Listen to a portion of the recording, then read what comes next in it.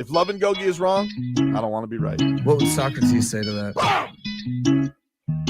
It tickles my fancy. Okay. Goosies. I don't have hair. Oof. You got Marcos. That's not. Wait. Yeah. That's true. You do got me. Get over here, Marcus. Let me look at you. I don't want it. Tobin and Leroy, ready to deploy. Had to hit it with a little journalism, but that was a decoy. Better have about me, boy. Okay. Leroy and Tobin, hold to the show, man. Still till it's all with the show, and till then his half moon open. Sometimes go taste like a snowman. No proof, I'm a lie about a motor. No proof. Like I always wanted him, I never hated him, I never traded him, and if I did, I never ever traded him. You know what is a star? Like another city, the driver's side floor. Wish I could large, so many more. 10 in the more, never a bar. 8, 10 in the more, 2 to the P. Nothing to you, but it's something to me. Handsome as ever, and cute as could be. You can watch on YouTube with room for French. Ay. This one time for the Twitch. This one time for the text. This one time for the phone line. Whole time wonder what they gonna do next. You know, I just wish you guys would stop the quibbling.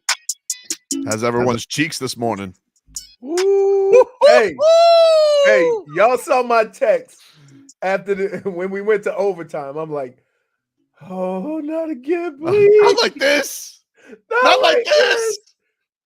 Not like this. Is that Absolute cowards. Is that the epitome of two teams that are really close? It would appear so. I mean, 3 overtime games. I mean, I never thought I'd hate anybody as much as I hate Vasilevsky, but Shesterkin, Oh my God, dude. sick of him, dude. Sick of him. I Sick want of him him tested doing. immediately. I want him tested because I think he's going to test positive for sea lion because that guy's on his belly, legs spread like flippers at all times. Can't get past him. He is an X-Men member. Definitely, he is a mutant for sure, and I am over him. I am sick of him. I'm sick of. Why can't we? Why don't we have the deflection guy? Huh? The guy that sits in front and just deflects all the pucks that come That's in. kind of Rhino's thing. Rhino did that great this year. You know, I mean, his sweet spot's like right there in front, but that, you know, 60 goals, Leroy. He was scoring goals all kinds of ways. I know. But I mean, very frustrating where like their only goal in the third period, you're sitting here and be like, all right, 2-1, we got this, baby. And then he's just sitting there and does ping pong off of Bob's back. Oh man. Good. Hockey, I was man. so Oof. Is there anything like we've seen this in basketball where it gets, you know, it's a pressure cooker at the end of the game and it goes back and forth. It's not as nerve-wracking as this. No. This is like mistakes. Every mistake. Listen, I was like, okay, well, it's 2-1. When it gets to like 3 minutes, they'll pull a goalie and they scored. I was like, oh, please, just not overtime again, please. Oh, please. Right. Because I just had this feeling like there was going to be a breakaway and some kind of, I'm like, after all that work, and thankfully, the cheating Rangers, because you cheat the game, the only one you're cheating is cheating yourself. And my cool thing is that the Rangers have scored 2 or 3 goals the way the Panthers scored that last goal. Just a little soft pass through the middle. Somebody steals it, a 2-on-1, boom, boom, boom, game over. You mess with the Rhino. Get the horn, dude. Doesn't he kind of look like dude from Hawkeye? Renner? Yeah. A little bit. I can see it. Yeah. When Renner gets healthy, he could do the Sam Reinhart story. You know, he's been in more Avengers movies than any of them. I didn't know that. More Marvel movies than anybody. I think the only one I've seen is Endgame. What? Yeah, where everybody the first part? No, I don't think so. What, dude? What are you? Didn't we go? I thought did we do like a field trip or something? I think we did. We did it for Aquaman. Oh, terrible. Did anybody see Aquaman 2? Exactly, dude. Headlines brought to you by the new Palmetto Truck Super Center. Yeah. I think it's already on demand. Pretty sure. Oh, I think it'll so. Be on TNT in 3 months. Headlines brought to you by the new Palmetto Ford Truck Super Center. Why buy your truck at a car store? Palmetto Ford. We know trucks. Whew. Scary. Man, you know what? I was so in, and this is not like me.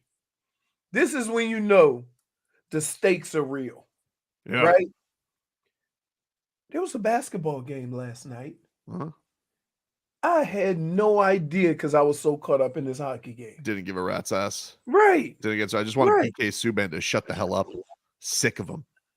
We get it, dude. You love Igor. We get it, dude. Enough of him. Oh my PK goodness. Subban. He's like, it should be 6-2. Hey, I get it. I know, PK. He is so good, though. I'm aware. He doesn't have to tell me it should be 6-2. Sick of this guy. Ridiculous, dude. Have to see him so much too. But, It's not just but like- wait, so was he And saying by the way, I it don't should like- be 6-2 because the Panthers were playing so well? we get it, PK. Or Igor was stopping everything. He was stopping everything and everything that they were right there. Every breakaway, it was like right there. It's enough already. PK Subban. And then my favorite is, see, you guys don't get this side of Tobin, right? Because there's a breakaway and Tobin gets frustrated because Igor's really good. But then he takes it out on Rhino. Too cute. Too cute. That was Barky, I think. Barkov. Too cute, Barky. I was Too going cute. off of the chat last night. Oh, I was going off on the chat last night, dude. this guy. That's dude. what Barkov does. You have little faith, dude. Listen, my faith had been shaken the last couple days. I'm sick of this Igor Shesterkin. Igor lives rent free in your brain. Yeah, he does. Yeah, he does. Down 1-0. Yeah, he Tobin's like, does. this is done. Well, this is over. Hey, It was Trevor's last hopes are on Boston. His last hopes are on And Boston. they went to those. And by the way, enough of the Rangers fans too. They go to the same It's four what- hey, fans. I heard "Let's Go Rangers" on TV. I could hear it. Whatever, dude. They kept going to the same three idiots with a mullet. Like, let's get out of here already. Find some new fans if you're gonna show all the fans. The mullet, the mullet. You know who I'm talking about, kid. We all saw you. How come you didn't cut to him after the overtime game winner? Oh, see, yeah. I like when they show the other side of it too. As Tobin, I'm surprised if Tobin was there, he would have got video of it. Look at all these sad ass Rangers fans leaving the building. Oh, I love that. It's my favorite thing in the world. Apparently, there was a fight last night afterwards. Oh, I saw it. They were about to fight. It was like what happens at a press conference, you know, where there's a lot of yelling and moving around. Oh, So yeah. you object to me texting you guys too cute Barky, too much Barkov, not enough bite cough. Yeah. That is exactly what we object to, more or less. Why? I mean, like, come on. He was getting a little too razzle dazzly. He had a shot. You went after everybody, dude. Nobody was Yeah. safe, bro. Nobody Oh was- man. And somebody mentioned it too. This Rempe, sick of him, dude. Enough of him already. This guy should be in the circus. They should call him the giant giraffe on skates. Barely knows how to hockey. Marcos, I appreciate you trying to say, hey, why we have all this texting this past Leroy's bedtime, right? I Yeah. appreciated that, but I didn't see any of it till this morning because you were accurate. That was just for legal purposes. And that wasn't me. That was my legal team that prepared that statement. Your legal team is a bunch of frauds. No, you're the one who's not taking Hey, accountability Go for to it. sleep, dude. It's over. I couldn't sleep last night. Oh, I couldn't either. I went and started talking to Fonz. I was up till like I was up basically till Margot's texting me. I was like, I'm still up, wide awake. Which was strange. All I kept thinking about was Rhino's game winner and that no goals commercial. He loves that commercial. I do love that commercial. I was just saying it to my daughter this morning. Digger said, no goals. She goes, what are you talking about? No goals. So great. Dude. Hope she I didn't watched take that. zero basketball yesterday. I watched zero. I was so locked in on this game, dude. That's Even what I'm saying. my I mean, fiance it was a 3-0 game. Like, you know, Yeah. what's the stakes? Either they finish off the sweep or they don't. yeah, they'll finish it next game. Yeah. Frog, and Frogger, attorneys at law. I wish I had that many employees. Can I hear Doug Plagan's call of last night's game winner, Marcos? I would love to hear the game winner, Rhino, from Barky, putting the Cats even in the series 2 games apiece. Barkov to Montour, of course, it's Verhaeghe. Verhaeghe at the left point. Looks down low. Reinhart back out to Verhaeghe across Montour. Tkachuk right side, half board, down to the line. Montour down low. Barkov in front. Reinhart a shot, and he scores! The overtime winner here in Game 4 in this series is tied. Sam Reinhart from right out in front on the power play. 3-2 the final here in Game 4. Oh, They were. I tell you what, it could have ended before that if dude wouldn't have hooked or tripped. Who was it? Was it Reinhart or Barkov? It was Barky. Yeah, because he had a breakaway and dude just tripped him up. Yeah, he just. And they were contemplating whether it was going to be a penalty shot. Yeah, penalty shot. Yeah, I'm like, hey, dude, you're not Scorpion from Mortal Kombat. Get over here! You're like pulling him off there, like he's like it's an old time ragtime show with the cane, taking him off, take him off the stage. Nah, get him out of here, these cheating ass Rangers. I'm sick of them, dude. Well, the Panthers got called for the same thing earlier. Oh, Gustav Forsling would never.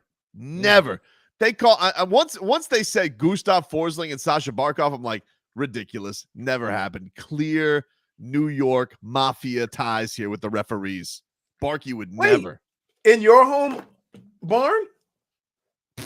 Doesn't matter, dude. You know what they want. They want the Rangers in the cup. Get out of here. Yeah. I know what it is. Doesn't matter, though, because it's cats and six. Never in doubt. There's so much doubt. Well, so scared.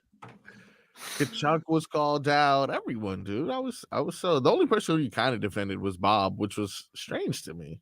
Why?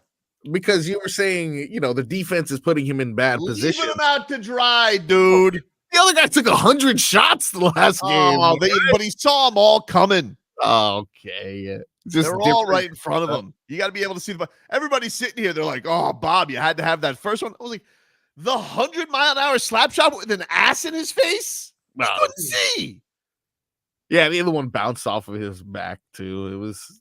I'm not mad at Bob. I'm not mad at Bob for whatever goals he gave up. Yeah, and this Trocheck too with his rat face. I mean, honestly, they should throw him on the ice. They look like his cousins. Traitor, dude. I'm not here for him. Didn't he get traded? Yeah. 2 teams ago. Wait a minute. You get mad at a guy for getting traded? He knows what he did. Didn't you get Tkachuk in that trade or somebody else? Nah, you're thinking of the Huberdeau trade. Nah, okay. Trocheck was a couple of years back. Oh, okay. By the way, well done by the Panthers yesterday on the drum banging. Who did it? Oh, I didn't Levon Hernandez. Oh, yeah. He was into it, dude. That's more like it. Yeah. Way better. That's more like it. Way better. Way better than what they did the last time around. I see him every now. I used to golf with him a lot, and I see him around every now and then. He's not petite. And he can still give me 6 innings. I believe that right now. Just going out there throwing 54. Well, he was only throwing like 80 when he was done, but he could throw a lot of innings. Do you think that the Marlins would have more success with him out there or Sixto? Oh man, straight ball throwing Sixto, deep ball throwing Sixto. Man, he goes 100 miles an hour in, 105 out. Take a quick break. We will hear from some of your cats after the win. Cat fever!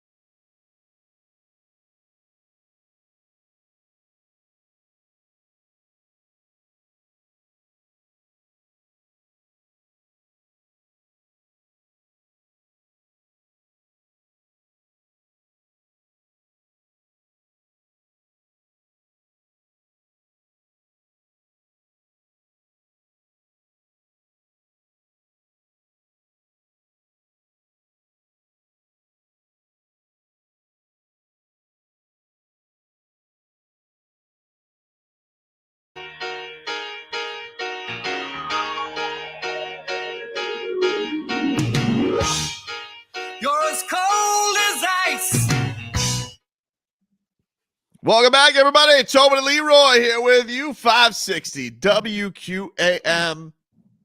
Take you up until 2 here on the program. Florida Panthers even things up yesterday in the Eastern Conference Final. 2 games apiece. They win in overtime, 3 straight OTs in this series as they head back to Madison Square Garden for Thursday night action, Leroy. Very, very exciting yesterday.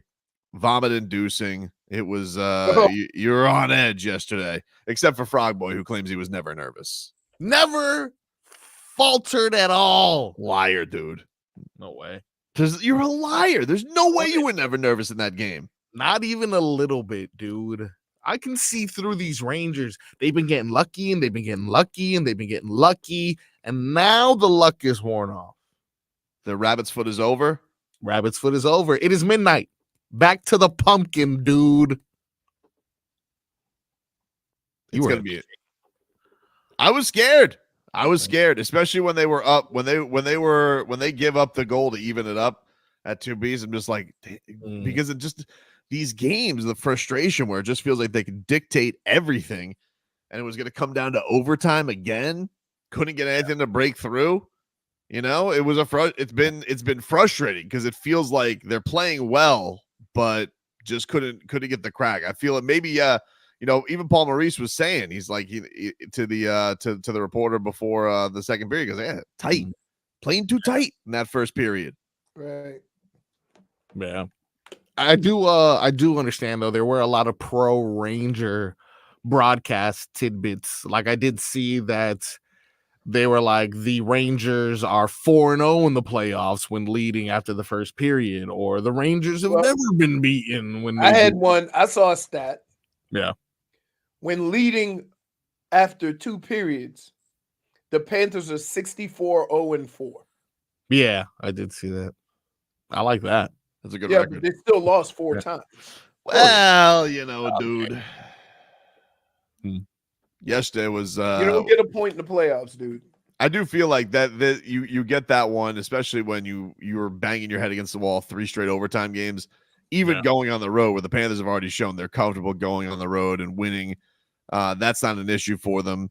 Both of these teams, you know, being as even as they look, but I do feel like, you know, maybe you will have a looser Panthers team. Not that you don't want them to play with the same desperation, but I think they can play more to their game because they just looked out of whack early on in that game yesterday. Yeah, we're playing hot potato with pressure at the moment. Pressure. Is that a hockey term? I don't think so, but I'm gonna go ahead and see if I can submit that for next year. It's like, hey, now had we lost, the pressure was on us yesterday. Had we lost, we go into New York down 3-1. That's not a good feeling. No. Now everyone did their job. Although it was won differently, 4 games have gone, 2 per team. Everyone has done their job. Now ball's in your court, Rangers. Yeah, I mean, like you saw it last year, like the Panthers were able to do it, but they said it on the broadcast. They're like, it's 92%. Like it's not this idea. We all think in hockey, like anything can happen. Not really. It's not like it's not that common where you want to put yourself in that kind of position. Plus, it's just I feel like if they lose yesterday, it's just demoralizing from the standpoint of 3 overtime losses. Yeah, you feel like you're close, but the results don't bear that out. So I don't know. Let's go down to the locker room. This was our favorite goalie, Sergei Bobrovsky, yesterday. Yeah, it's a good relief. You know, it's a big win for us. Just in terms of keeping your composure and keeping your focus out there were some big segments in the second and third period where the Rangers didn't get many opportunities, let alone shots. Just how hard is it to keep your focus in such an important game when you have the puck not really on your end that much? Yeah, again, it is what it is. You know, you're just trying to stay with the moment and see how the play develops and try to do my best to stop the puck. I just want to say right now, our boy David DeWork, he brought up, was it hard to focus? And Sergei looked like he wanted to punch him right in the face. Hey. Are you saying it's hard to focus? And look at Vlad. I think Vlad knows that David DeWork's in trouble. He's like, bro, did you just ask him if he couldn't focus? Bob can never not focus. He's all focus. Nice try. Nice try, David. been through so many of these playoff series and the swings, the highs, the lows, all that. Just how are you guys feeling right now, knowing that it's 2-2 going back to New York best of 3 series? Yeah, it's again, we have a good feeling. We got good belief, good trust in each other here. We got great atmosphere, and yeah, it's fun challenge. You know, we're going to New York and MSG. It's going to be a great game. How much motivation do you draw going against a worthy opponent in Shesterkin at the other end? I mean, he's a good goalie, and it's a fun to play against him. And they got good team, good forwards. So, and it's yeah, again, it's a fun challenge. Just dismissed him. Yeah, because he doesn't play against their goalie. Well, it's like a quarterback v quarterback type of thing, Leroy. You know, that's what it's like. You know, it's mental warfare between the pipes. Like mental warfare between the pipes, dude. No, it's not. Oh, it is, dude. I mean, you could not be more wrong. You know what? He's got to stop 100 shots, and I only got to stop 40. Well, it's not 100. I mean, like, he's not stopped. They're not all on goal. So let's. I know, but you know what I mean. Let's not act like the guys out here getting barraged. He is. Can I pull a Leroy and ask a hockey question? This one is. Come on. I got you, Marcos. I got you. I appreciate this. Do they account the playoffs for the Vesna? Like, do they? No. The voting is already done. Okay, because I was like, there's some playoff stuff happening where Bob is trying to make sure I'm better than these goalies. Mm-hmm. But no, I guess they, in fact, when they will announce it next week. Do they? Yeah, I thought it was late June. Oh, is it late June? Late June. All right, you're right. I think that's what. Then what? My thing is like, why do you wait that long if you're not going to include like, I don't know, because I feel like if that is something they do, which none of the awards given in any sport are given. I know, but now do we all feel stupid looking at Rudy Gobert? Only basketball does it like in the middle of the playoffs. Everybody else either. But the voting is done. No, the voting's done, but the only sport that gives it like in the middle of the playoffs like that is basketball. Like they're done by the second round. Because in football, I believe, don't they wait until the week of the Super Bowl to give away the awards? I think that's the awards day. The off week. Yeah. I think it's the week of now. I think it's like the first thing, one of the first things, because they do the Hall of Fame. Maybe you're right. Maybe it's Pro Bowl week. I forget. But and they do the they do the Hall of Fame, all that too, because keep in mind those guys all go to the Pro Bowl. Well, either way, I just think the way that Bob has gone against every good goalie he possibly can. This is like the last gauntlet, I feel. Yeah, I don't know. It feels like he's not getting his ass kissed enough. You know, like everybody else is like. I mean, only one goalie. Like you can sit here and give Igor his flowers. I'm certainly terrified of him. Only one goalie has a shutout. Whoa! Only one goalie in this series is a shutout. Look at that. Only one. He's good. He's good. Oh, he's good. It's Igor. He's good. He's no Sergei Bobrovsky. Yeah. Did he ever do the bobbery? I don't know if he did or not. Oh, did he ever do the bobbery? That's gonna be the shirt. save. Yeah, I need that for sure. I need that shirt. I'm just gonna look at it right now and just soak in that save. Tired of it. Not just. This is you know, it's crazy. Stun Steve says, not at the end of the gauntlet. Dallas's goalie is good and a giant. It's a giant. Sick of that. Now, we went through a giant in Boston's. Boston's goalie's 6'7". No respect for giant goalies cheating. Wow, all they got to do is just be big. Yeah, it's not as beautiful, you know, between the pipes. Why don't they just put like a sumo wrestler in there? Because they don't like the cold and they're not used to wearing all that equipment. They wear a diaper. You don't have to. You just put the equipment on the stand there. I don't think that it worked like that. Why not? Is there a rule that says the goalie has to move? The goalie moves a lot. I know, but what if you just put a guy there that doesn't move? This is silly. Like you think that you could just put like Zach Sealer back there and you're gonna be fine. He can just take up the whole thing. Too small. Too small to sumo wrestle? Wow. Vince Wilfork. Yeah, there we go. Yeah. Could you imagine Vince? And he got some skills too. He's athletic. How tall is Vince Wilfork? 6'3". I'll tell you right now. He is 6'2". 6'2"? Okay. Yeah, they got him 6'2", 320. Hey, Vince Wilfork should bang the drum. Damian says Stars goalie is 6'6". I know somebody who would have loved him. Friggin' Quinville. Oh, Quinville. Quinville was a size king. He loved Chris. Oh, Chris Driga, he's so big. I don't like this little goalie. He's so big. Oh, calm down, dude. Driga Beaver. No disrespect to Dreeks. I like Dreeks. Where is he now? Didn't we just do this? Isn't he like in isn't he Seattle like in the somewhere? AHL or something like that? Drieger? Yeah. Let's see. I thought we checked in on him and he like wasn't in the NHL anymore. He is. No, that was Spencer Knight. He plays for the Coachella Valley Firebirds. Yeah, that's not in the NHL. Really? I know the NHL. There's no Coachella team. No, I thought that was a concert. Me too. Me too, actually. He's playing. When the game started, he just starts playing Jelly Roll. Just left hockey to become a hippie. They are the minor league team. Oh, well, he's actually under contract, I should say, with the Seattle Kraken. Yeah, I was right. Seattle. See that? Yeah, but he's doing concerts with Jelly Roll. What's the point? Do you think that anybody's they ever tried to recruit a sumo wrestler, like just try it out in like the minors? I mean, Sumo night for the Firebirds. Goldberg was a goalie. He wasn't fleet of foot.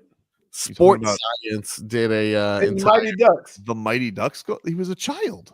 Yeah, but he was, and he lost his job to Julie the Cat. Also, not looking so well nowadays. What do you mean? The goalie from Mighty Ducks. Oh yeah, he's had some rough run-ins. Rough run-ins, dude. He's in comedy now. By the way, this has happened before, I think, if I'm not mistaken. Sports Science did an entire series on whether or not a goalie would make a sumo wrestler would make a good goalie. And based off of this, 500, this goal sumo wrestler they had is 6'4", 500 pounds. And accounts for 70% of the net. I saw recently there was a video of Micah Parsons. He went up against the sumo wrestler and he couldn't get past him. Yeah. He couldn't get past him. For sure. I did. They like laughed at him. Yeah. You bring me this little child. Wow. Take a quick break. Back after this.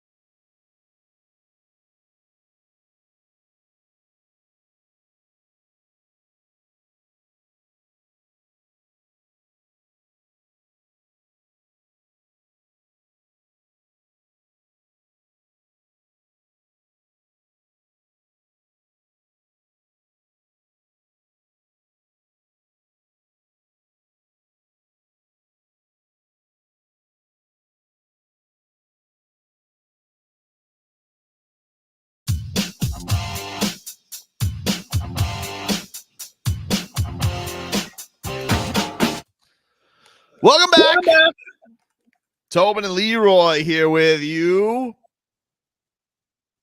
What a morning for me. Jesus, dude. I'll tell you what. Yeah, scary. you know, I read what you wrote, and I also It heard. just sounded like you were never getting through Boca. Yeah, Oh it my seemed God. like it was bad though. It seems like your story was corroborated by the traffic report, and you're not just ducking my lawsuit. Well, I mean, I'm with you on the radio anyway, so how would I duck your Oh, are lawsuit? you? Like, AI you served nowadays. me. You served me via cell phone yesterday. It's not even in person, like a real legal procedure. My legal team served you. Thank you very much. I don't even understand what I'm being served over. Oh, Because you the know. You mushed the Panthers. No. See, I wrote this down because this was a statute I wanted to make sure that I could quote later while I was doing my legal research. If I'm not mistaken, this is, yes, the Austin Burke clause. You guys try to sue me for being a mush, so I see your suit and I raise you a suit. We got all the suits. It's the Austin Burke clause, and I am firing back on your mush accusations because the person who you say I've mushed or the team you say I've mushed has not only won a game, he scored 3 goals, including a game winner. Yeah, Can't be but a the days mush. that you were tweeting about him, the days you texted about him, they lost. But he had 2 Hey, goals. but how did you wait? Tobin, Yeah. how you gonna go after this man Hmm? when you went off on a couple of players yesterday? Oh, That very is what I'm talking about. great Leroy. question, Your Honor. Here's why. I Mhm. didn't count my chickens and put the win in because, Okay. not surprisingly, old amphibian over here was, Mm. and I apologize to use this kind of language, Your Honor, but he was feeling a little froggy. Oh, Your Honor. Sorry. Your I was Honor. Wait, a wait. little too froggy Wait. 2 days ago. Wait. I thought it was in the bag. Hold on. I'll be the arbiter in this, the judge. Mhm. You're calling him out. Yep.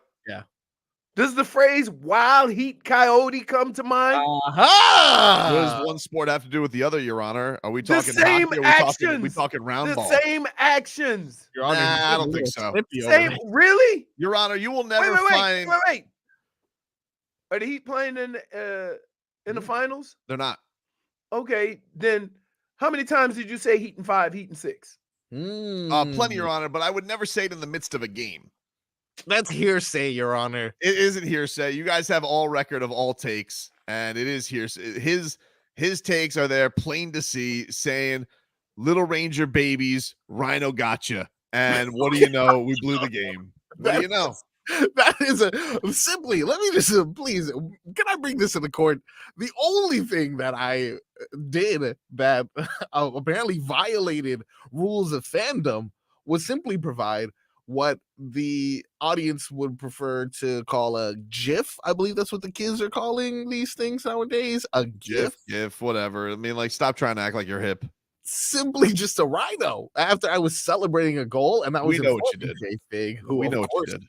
of course, must have been behind another train of some sort, late for the game. Oh, yeah. So as a good friend, This is not like watching a hockey game and then get that text. What happened? I ain't home yet. so me being a good friend, I just let her know what was going on. It's not my fault 2 goals were given up in 15 seconds following that GIF. Your Honor, he had no I mean, idea. wait. As a judge, one may insinuate or suggest Yeah. that soon as that rhino went up, they scored twice. That's nonsense, Your Honor. No, I don't know. Thank you, Your Honor. No, yeah, I don't even. Therefore, Can we take a recess? therefore, Yeah. if one was to suggest or insinuate that the reasons why this happened was because of cocky Panthers fan, one would be accurate that it could be seen that way. Now, Your Honor, the reason why Crazy. the OG Mush can't do anything, Yeah, is because we watched this all year with basketball with him. yeah, but I don't do it on the text via. Your Honor, I would like to approach the bench. Oh, what is this? know, This is no time for this. I don't even understand what we're arguing here. Clearly this is a hockey time right now. We're only discussing one thing, but if you want to talk about my behavior, The only thing that I do, Your Honor, via text Whoa, is keep your voice down. We're sorry. The only thing that I'll do, I mean, you guys can bring back my past texts. I don't mind, because the only thing you will find, you'll only find nefarious texts of me hosing down players. I'll never over celebrate early. Never. What? Never. You'll never over celebrate early. What the hell does Heaton 5 mean? That's a prediction. You say it about 300 times during the series. Okay, Heaton 6. Your Honor, if Johnny Crokin over here, whoa, if he wanted to, Johnny is croaking. If he wanted to simply just say cats and 6, cats and 5, the defendant would have no issue with said prediction. My problem is in-game predictions, Your Honor. All celebrations and all in-game predictions need to be left to legal betting with chili peppers and must be kept to oneself. Your Honor, do you know what a future looks like in Brendan Tobin's world? A future means, let's just picture this. We're at a Panther game. After a hard-fought 2 periods, a goal passes through the net of the opposing team. The horn sounds, and what happens in the audience? Nothing, because we're not allowed to cheer, apparently. In-person rules don't apply, Your Honor. He's not being a grown-up. He's not being a grown-up. Everybody knows it. Completely an outdated rule. Everybody knows it's typical group text behavior. There can only be one mush, and if I may just go to the record, Your Honor, his words, not mine. His words. If I actually go. Rhino GIF, yes, and then Leroy, Your Honor, says, "Oh look, it's not a baby pic." Does a lot of those. I said one this morning. And then JFig says, not home yet. Give me a rundown. So far, I'm following. Then he goes and lets her know Rhino power play 1-0. Yep. To which, let me just check the monitor here. 120 seconds later, he then texts the F word, which of course was the Rangers tying the game. So, Your Honor, if that is not boxing oneself in as a mush, I don't know what is. I don't know. I think you have brought new evidence to light, and you know what? So let me ask a question. Let me ask you a question. Yes. Was he being a mush, or was he informing our tardy co-worker? Oh, there we go, Your Honor. Interesting. Of the events that were happening during the hockey game. Your Honor, there is no doubt that my witness here, one birderer, is regularly tardy. However, this was an off day. She could do with her travels what she pleases.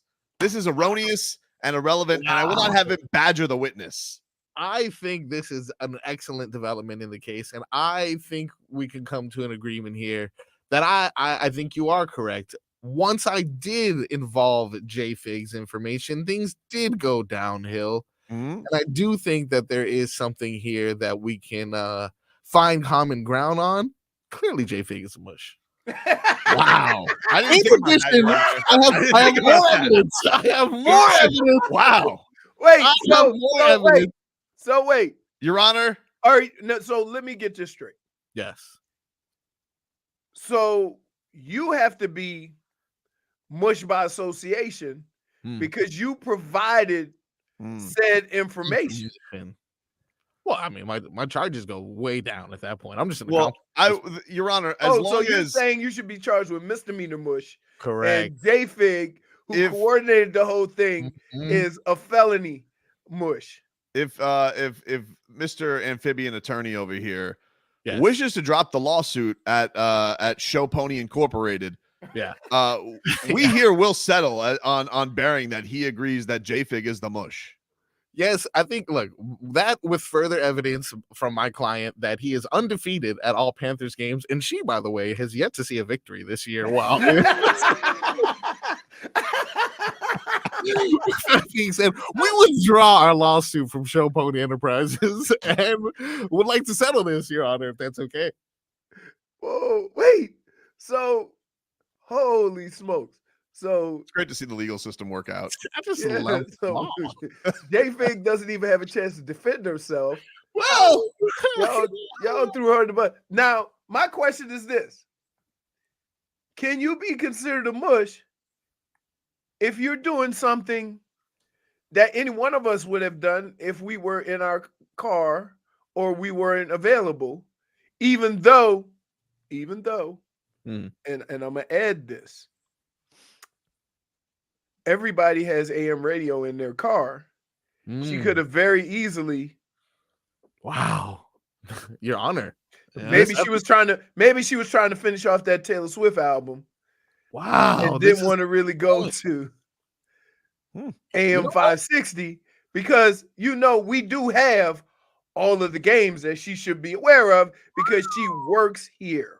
Your Honor, she is willing to settle by giving up all Odyssey points. Oh, this is amazing. This is gotta love the legal system. Oh man! All right, we'll take a break. Our Tua is next.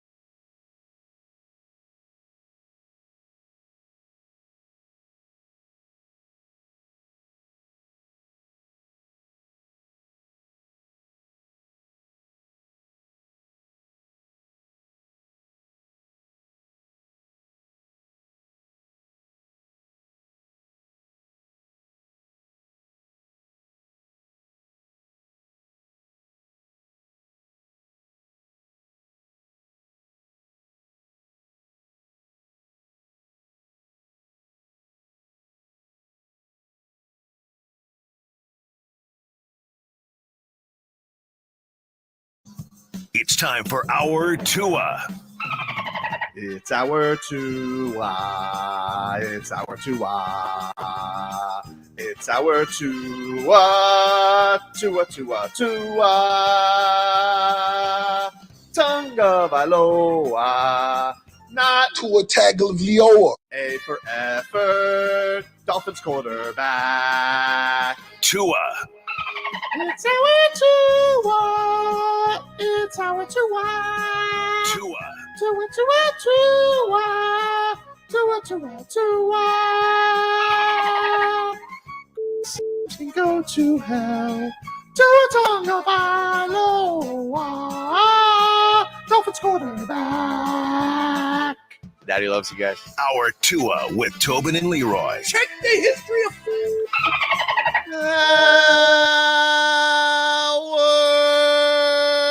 Our Tua the program, ladies and gentlemen.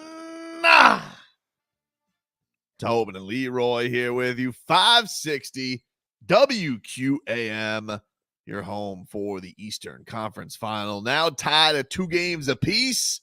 Let's get to our headlines. Brought to you by the new Palmetto Ford Truck Supercenter. Why buy a truck at a car store? Palmetto Ford. We know trucks. By the way, I want to let you guys know if you are looking for a place to watch Game 5, you guys can join WQM's Mark Hockman tomorrow night at Dave & Buster's in Hollywood for a Panthers watch party, 8 p.m., as they battle the Rangers in the Eastern Conference Final. It is fueled by Celsius Essential Energy Drinks. Come by, say hello to Hawk, and cheer for the Cats tomorrow night. It is a big one, everybody. Tied 2-2 going into their barn with a chance to take control of the series. Goosies. Goosies. You got Paul Maurice from last night, Marcos? Can I get Paul Maurice? Because we love Paul Maurice. You know, this Very guy. mellow, not mellow guy, right? He's hot and cold, you know? Some call him the Katy Perry of hockey coaches. Oh, my goodness. -1. That's so bad. That's so bad. Paul Maurice, he was talking about where the series stands, and he gives his take on where things are going into games 5, 6, and possibly 7. Going into third, like we hoped. Like you don't start at home for a reason. They finished ahead of you. Have an elite team. So you know that if you play really well and really hard, you got a chance. And for the most part, it's going to look even. I think it's phenomenal hockey. And I can say that. I mean, if you're up 3-0, that's easy for the coach to say. But it's 2-2. It's tight. There's great saves at both ends. There's incredible skill, incredible speed. There's some physicality to it. But it's also been a really disciplined series. There haven't been the blow-ups. Like, for the new people to the series, it's not overly physical. Like our Boston series was mean and disciplined, but mean. So it's just a really, really 2 really good teams. You can tell they got good leadership. They've got great skill, and it's 2-2. So the benefactor is that both teams are at least going to play 6 games, and if you're a fan of hockey, you're going to get entertained. Man, that was beautiful. This man is a hockey poet.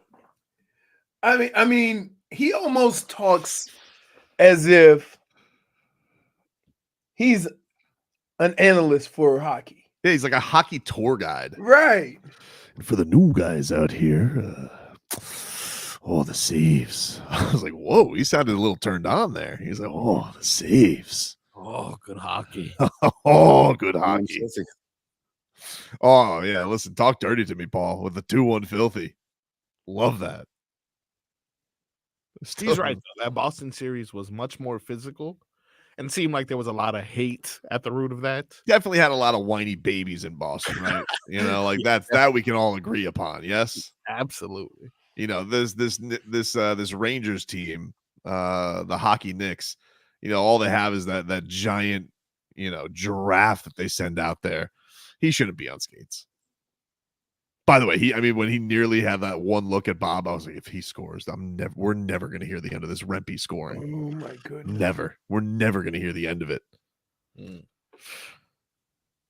Sick of hearing about that guy too. 6'9". He never plays though. He plays like.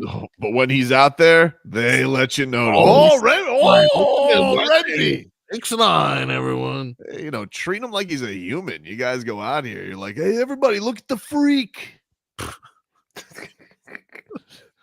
You might as well have a bearded lady out there. Yeah, they might as well put him in the circus. Let's step up, right, everybody. We have the giant giraffe on skates. Rempy. Even sounds like a monster. Yep. So that was great from Paul Maurice. I enjoyed that. Now, meanwhile, Dolphins OTAs. Did you guys see yesterday a little highlight action? Huh? Hey, by the way. Yep. The conversations that people are having down here, they're having everywhere. What do you mean? Who's in OTAs? Who's not? People love football, dude. But I would say the Players Association is trying to end it. They're trying to move it? Yeah, I heard like something about this. Just they're trying to end it or move it. Here's what they're trying to do. So instead of starting in like March, right, or April, and then doing that, and then doing mini camp, and then they're trying to do something along the lines of, let's do our OTAs a month before camp and then just roll right into camp. So you don't. Would you have liked that, or do you like? The I did that anyway. You did that anyway because you didn't do a volunteer, but you had a mini camp though at one point. But our mini camp was in May. It was right after the draft. So did you like the breakup, or would you have wanted to do like a little warm up and then into camp? For me, it didn't matter anyway. I would say this: the way they do camp has changed because we would report like the middle of July, right? So we report like the weekend after 4th of July, somewhere around there. And we would report and then do our conditioning tests on that Sunday. And then we were full pads on Monday. So you didn't have, kind of the warm-up period of time to get you going. I'm not – one of the things that I would like that it sounds good is for this reason. You come in 3 weeks early, right? You're done at 1. It lets guys get acclimated. It lets guys hang out with one another a little bit, right? You get all that stuff before camp. Whereas the way camp was, first time you saw somebody, you had that meeting at 9 o'clock on Saturday night. You did your conditioning on Sunday. Monday, 2-a-days. Boom. Full pads. So maybe it's a way of kind of easing into camp versus just being all out as soon as you get to camp. And that probably made teams a little more nervous because we're wide open when we get there. Yeah, I would say the only thing is I don't know who's pushing. Like, so the players are pushing for this, or the Players Association. Yeah, because I would say like as an organization, I feel like I would want as many check-ins, even though some are voluntary. I would want as many check-ins as possible throughout the offseason. Because I don't want players. But hold on. You're confusing me here, because here's what I would also fight back on. Okay, is that you understand the world looks at an athlete as somebody who's guiding their kids and whatever, right? Oh, you're supposed to be this, you're supposed to be that. But then in the same breath, you're telling me, I think we want to get them together a little bit more because we can't trust them. So make up your mind. Are they responsible enough to do it on their own and be these leaders that everybody say they are? Or are they just children? I think most organizations, Leroy, would want to not trust them and have them there as many times as possible. Exactly. And I get that. I'm more along the lines of that, right? I'm more along the lines of, hey, can you trust a 23 or 24-year-old? I don't care how smart and responsible they are. with $3-4 million to travel the world. Right? That's real. That's not nothing new to society. That's real. They're young men. And imagine if Patrick Mahomes wasn't fat shamed in the middle of the season. Right. So I'm not I mean, it saying doesn't matter for him. I'm not saying you're wrong. But what I'm saying is that these two narratives are totally opposite one another in what people expect from their athlete and what we're saying we should do to these young men. I'd be surprised for a couple reasons. I'd be surprised because of organizations like we're talking about trusting the players. And then I'd also be surprised because the NFL loves, I know you think it's monotonous, and I get it. I'm not saying it's unfair. Because look, they got media out there. Yeah. They got people out there. They want to keep the conversation going. That's the NFL taking stuff away from other parts of the schedule. Right. I'm going to find that surprising that they would go for that. Here's what I would say to you on that, right? Who's there? Like, all we care about is Tua, right? Because of his contract situation, right? Yep. Go look at the rest of the roster and see who's actually there. Well, You'd be shocked. You want to know what's great, though? See, here's the thing that's good. Mike McDaniel said something wise about this yesterday. You know, there's only so many reps to go around, and you want to, you know, because they don't have Odell there or Tyreek there, or they're there, but they're not all there together, right? That's what the young guys, the guys trying to make the team. Exactly. Right. So now Tua. That's what I said to you the whole time. Why would I go there? But now Tua is building a rapport. You ain't gonna never throw to half of these guys. Oh, I don't know, dude. Tahj Washington flashed yesterday on Twitter. Dude, Marcos, I'm getting ready to blow a gasket. You know, your roster can have 90 players, right? Yeah, but he's a draft pick, you know. People are excited about him. Dude, if you're telling me you give a damn about who Tua is throwing to now and not Jonnu Smith, Waddle, Tyreek Hill, and Odell Beckham, me and you gonna fight.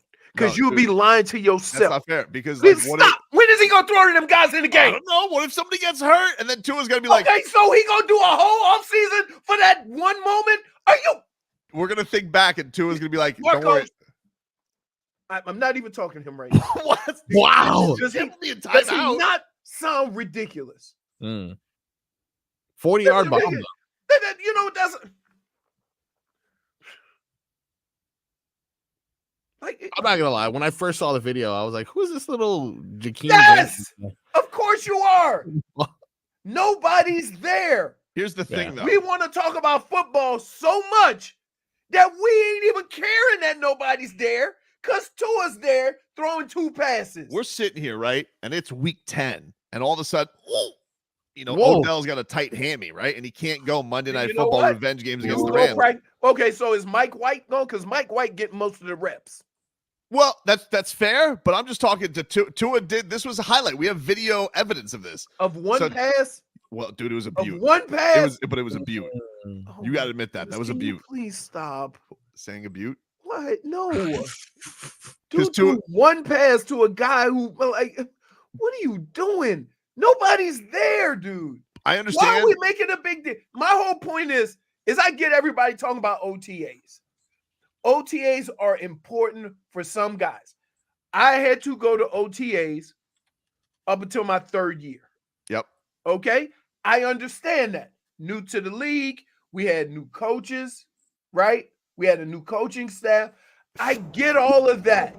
So there's going to be more of an emphasis when you have a new coaching staff, a new system, or what have you, to kind of get there and get some work in with the new system. Fine. But I'm saying now.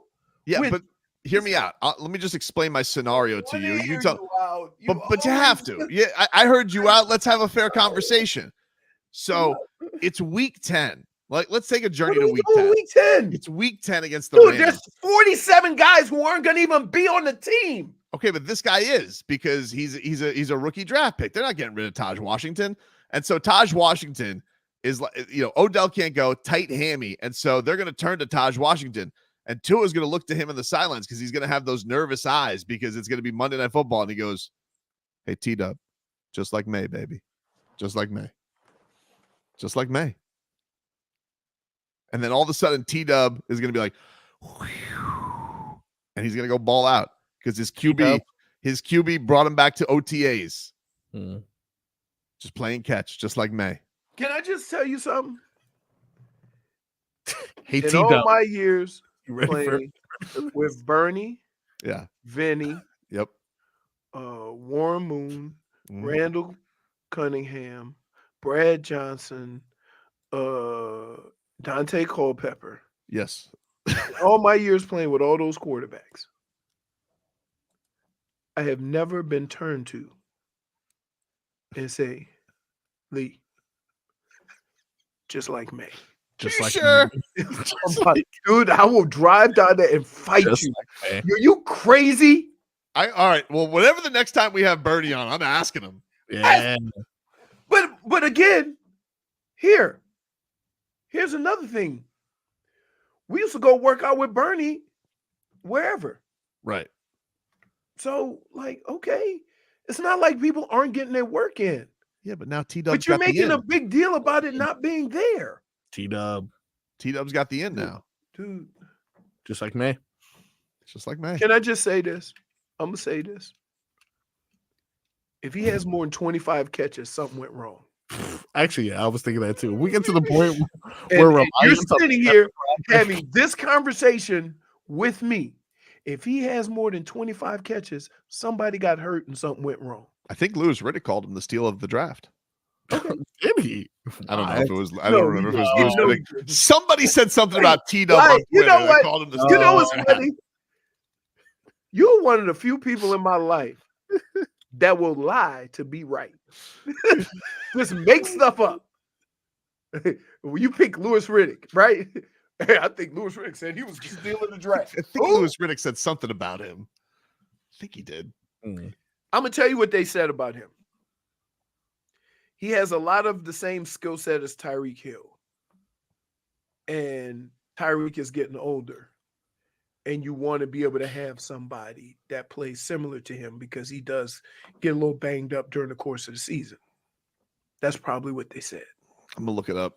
I feel like Louis Riddick said something. I'm looking it up, and a lot of people are saying for sure that he's a steal of the draft, but the people who are saying it are like TrojansWire.com. Oh, wow. A Pac-12 defensive coordinator believes. Like, what? Hey, just listen. I'm not mad at anybody for wanting football. Okay, I get it. Your excitement, your enthusiasm for the game, it's all appreciated, right? But I'm gonna say this: to make a big deal about who is or who isn't playing football at the end of May is laughable. Found it. Oh. Okay. This was no, because you're lying. Swear to God. Okay, and you're going to read it word for word, or you're going to add the generalization and make it fit what you said. Okay, it's no. You didn't answer my question. I swear I'm going to read. I'm the judge. I'm reading Louis Riddick's tweet, word for word. Word for word. Okay. Now he has a thing he does. It's called the favorite non-first round selections from each team of the 24 draft. Hold on.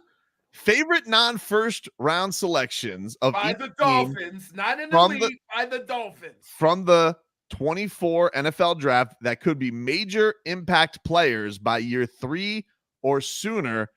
Try not to just pick obvious second rounders. And so he puts a list for everybody, and his pick for the Dolphins was Tahj Washington. Can I also say that? How does that make this steal? How many picks did they have before Tahj Washington? Well, I think 2. Okay.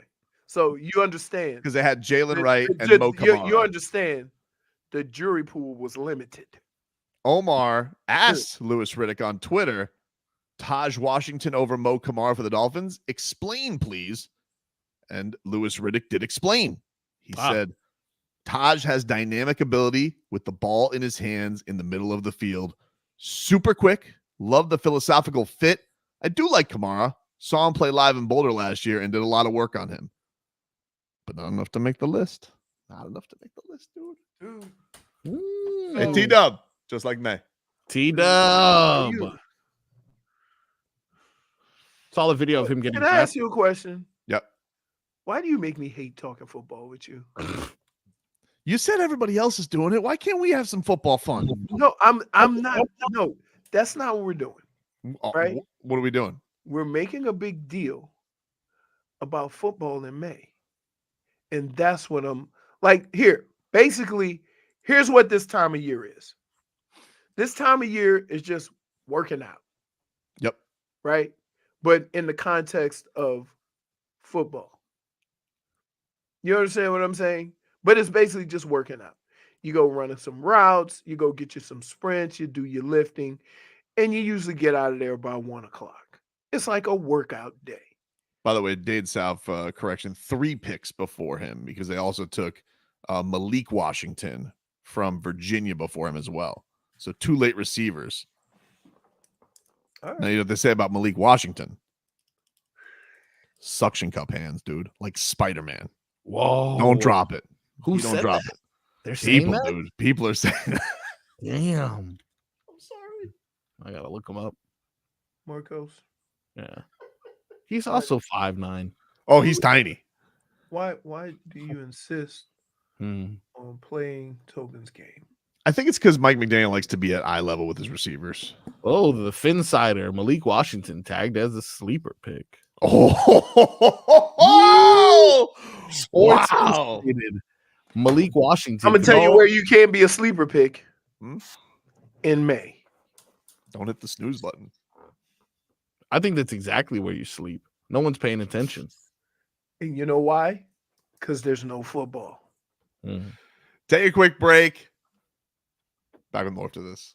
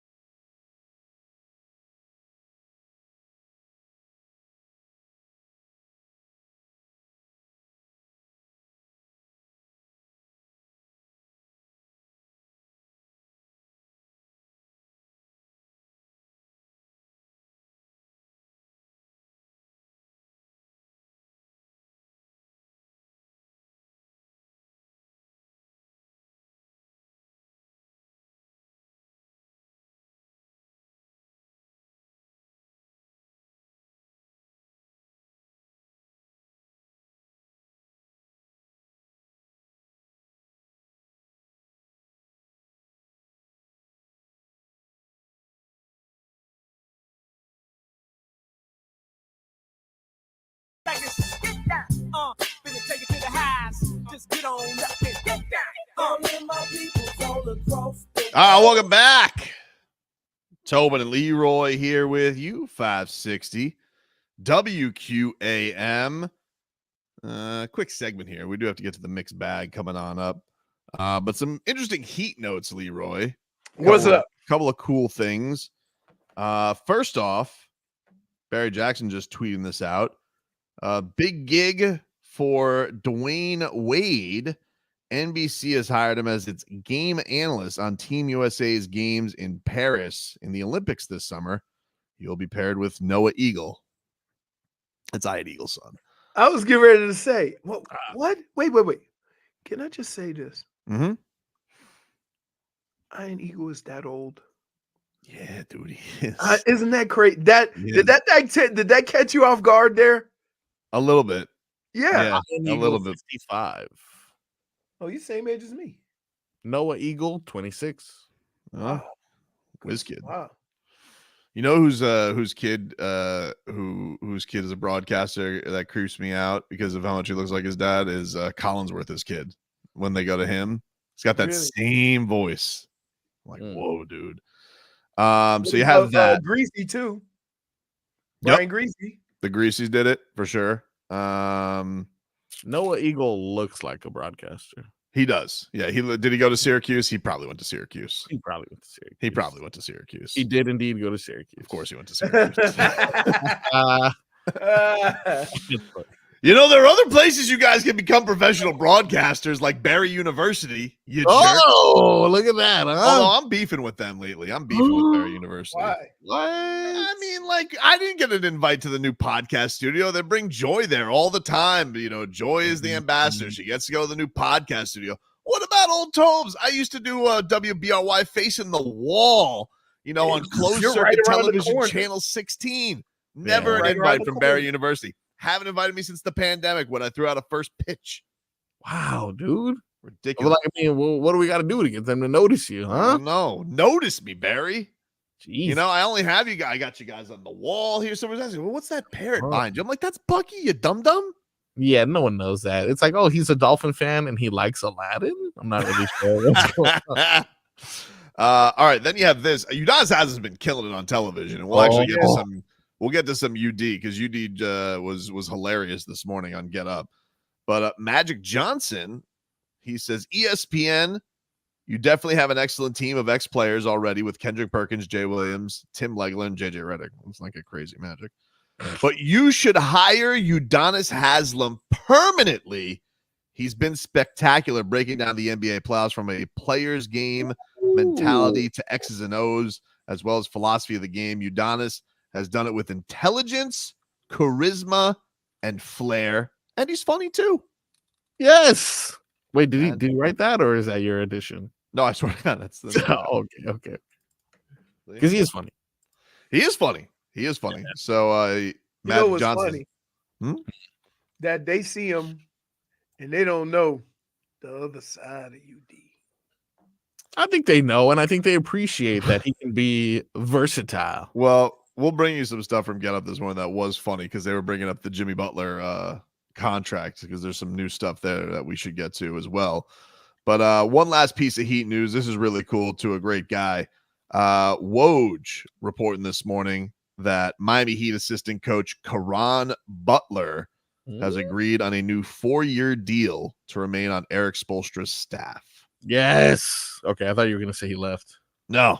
Apparently, maybe that means that we'll quitting Cats. I don't know. We'll see. Maybe he's moving on to greener pastures. You called it. You're the one you're his biggest supporter, honestly. Chris Quinn? Yeah. I am his biggest supporter, but it's also like I'm tired. I don't like things that are unfair, Marcos. You know? So it was more about JJ Redick getting an opportunity, not necessarily that. It really is ridiculous that JJ Redick is going to waltz into this Lakers job. It is. Look, good for LeBron James. Obviously, the maybe the best player of all time. Some think number one scorer of all time. And yeah, championships are cool, but that guy wants to run that Lakers organization like he wants to be run it. So it basically seems like he's getting his co-host as the head coach, even though he's not involved. I saw yesterday that Bronny is staying in the draft. He's not going back to college. Nice. According to Shams, I don't know if this is true. I don't know if it's not true. According to Shams, Bronny has 10 NBA workout offers, and he's only taken 2. Suns, Lakers. That's it. That's it. 2 workouts for Bronny. Huh. LeBron's getting everything that he wants. Good for him. I'm sure he'll get a gazillion dollars. You know, UD said on the other day, he's like, you got a better chance of wrestling an alligator than you do getting LeBron out of LA. Right. Yep. He goes, he's not going anywhere. Even though, hey, that's a way to keep. Hey, by the way, UD, way to keep it local, baby. Yep. Exactly. Yeah. Exactly. We ain't wrestling the Sasquatch. We wrestling alligators. We'll take a quick break. Marcos will mix it up next.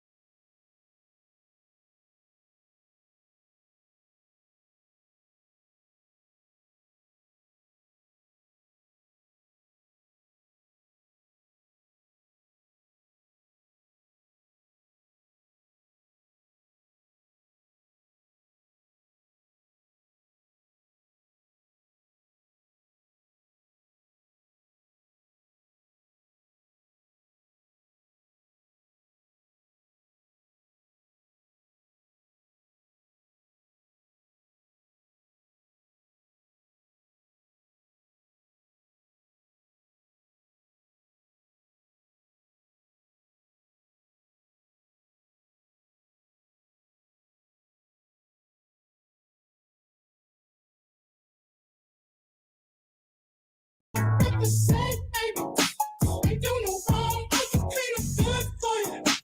right, welcome back, everybody. Get back into the Cats at the top of the hour. Panthers even things up at 2 games apiece. A thriller last night. They even things up with the Rangers. But it's important. It's an important time of day. We don't go on our day unless we get our daily diet of the mixed bag. The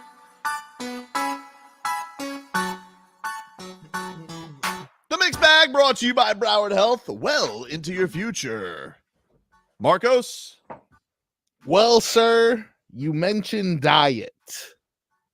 You mentioned diet, which is usually a topic that we discuss on a yearly basis in regards to Tua. It is. As you know, this year, looking a little slim. A little slim. Yeah, but thick in the right places from what I hear. Mm-hmm. 2 C's on that bad boy. Shmi the Schmolly says it's about time Tobin mentions the diet. I'll mention it. I don't know if I'll follow through. Still working on it. McDaniel gave some insight as to why Tua lost weight after putting on weight. This is what the coach had to say. That's a very understandable misconception. We were not on a off-season weight program last year. It was strength.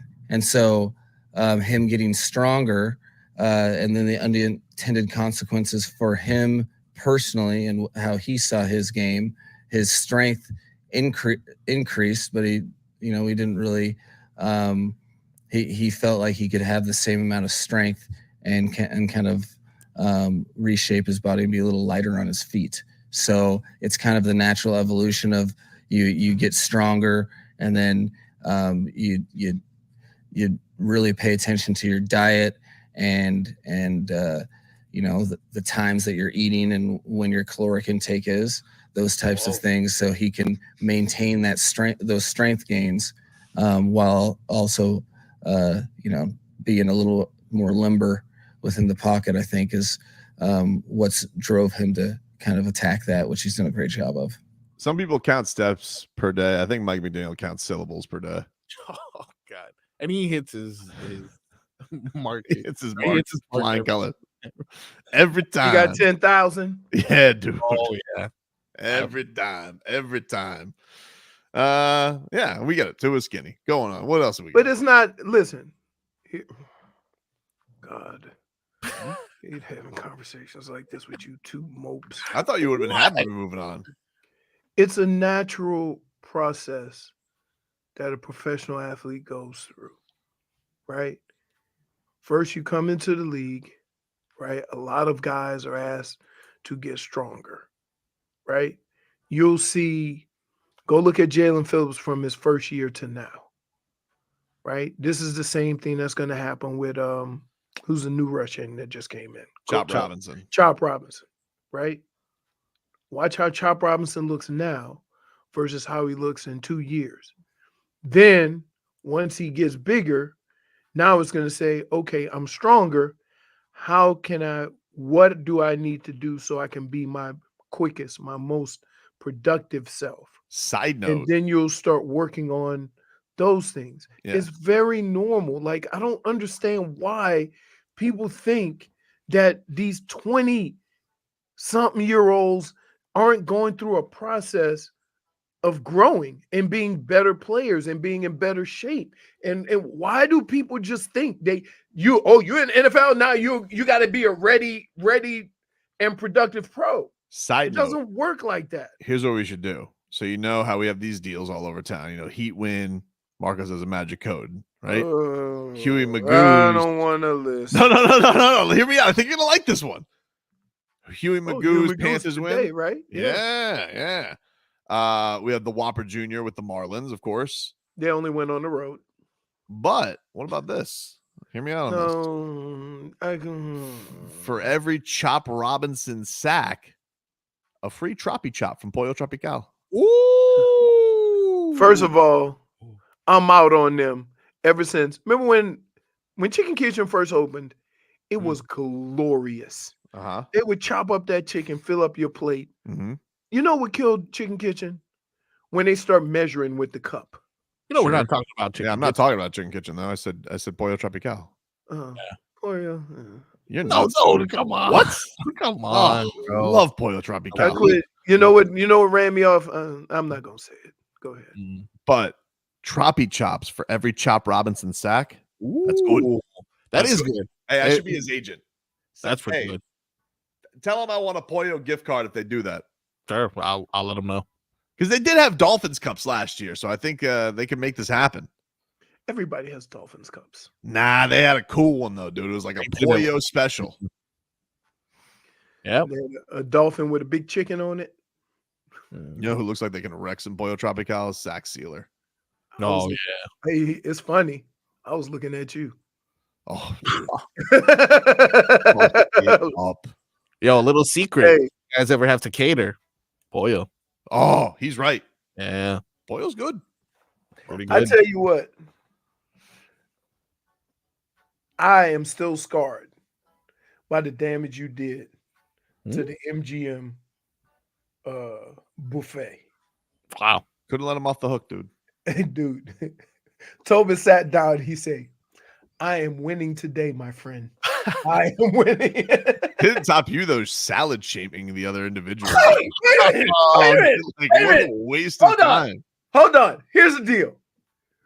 It cost $1 million to get up in that buffet, right? Because it was weekend. So it ain't cheap. It's like $39, right? It is not cheap. We going up in there, and it's chaos. But you got like number of selections. You got a carving station. You got the omelet station. You got everything. In the back, there's another place with meat. They had ribs, right? They had ribs, and they had a salad bar. Hidden ribs. So we go back there for the hidden ribs because, you know, you see somebody with something on their plate. Say, hey, where'd you get that from? Right. So we meander over to the ribs after we had did breakfast. So, you know, this was now at this point, we trying to win. Go back there. We see two dudes and he putting salad. And I'm like, yo, player, this is a buffet. Don't waste none of your energy on the salad. You better go get you some meat. What are you doing? Nobody eat a salad at a buffet. Just a little bite, you know. And that's what he said. Lie to yourself. He said, well, you know, I still want to get a little bit healthy before I then attack. And I looked over at Tobin. I said, he ain't gonna eat a damn bit of that salad. What are you, a tortoise? Like, what are you? Right. And guess what? And I look, just to prove my point, I did a couple of drive-bys, and it looked like what do you call it? It was some untouched vegetation. Yes. Man had a garden on his. He had a garden on his table. He wasn't eating that. I ain't not like we ain't fooling nobody. You had a buffet. Man. Whoever was the last time somebody went to a buffet and said, "Give me the side salad"? Schmieden says Leroy's the only person who fat shames and salad shames. Yeah, that's exactly the point. He's an equal opportunist. Everyone can get it. No, dude, he's like McGregor. Everybody can get hosed down.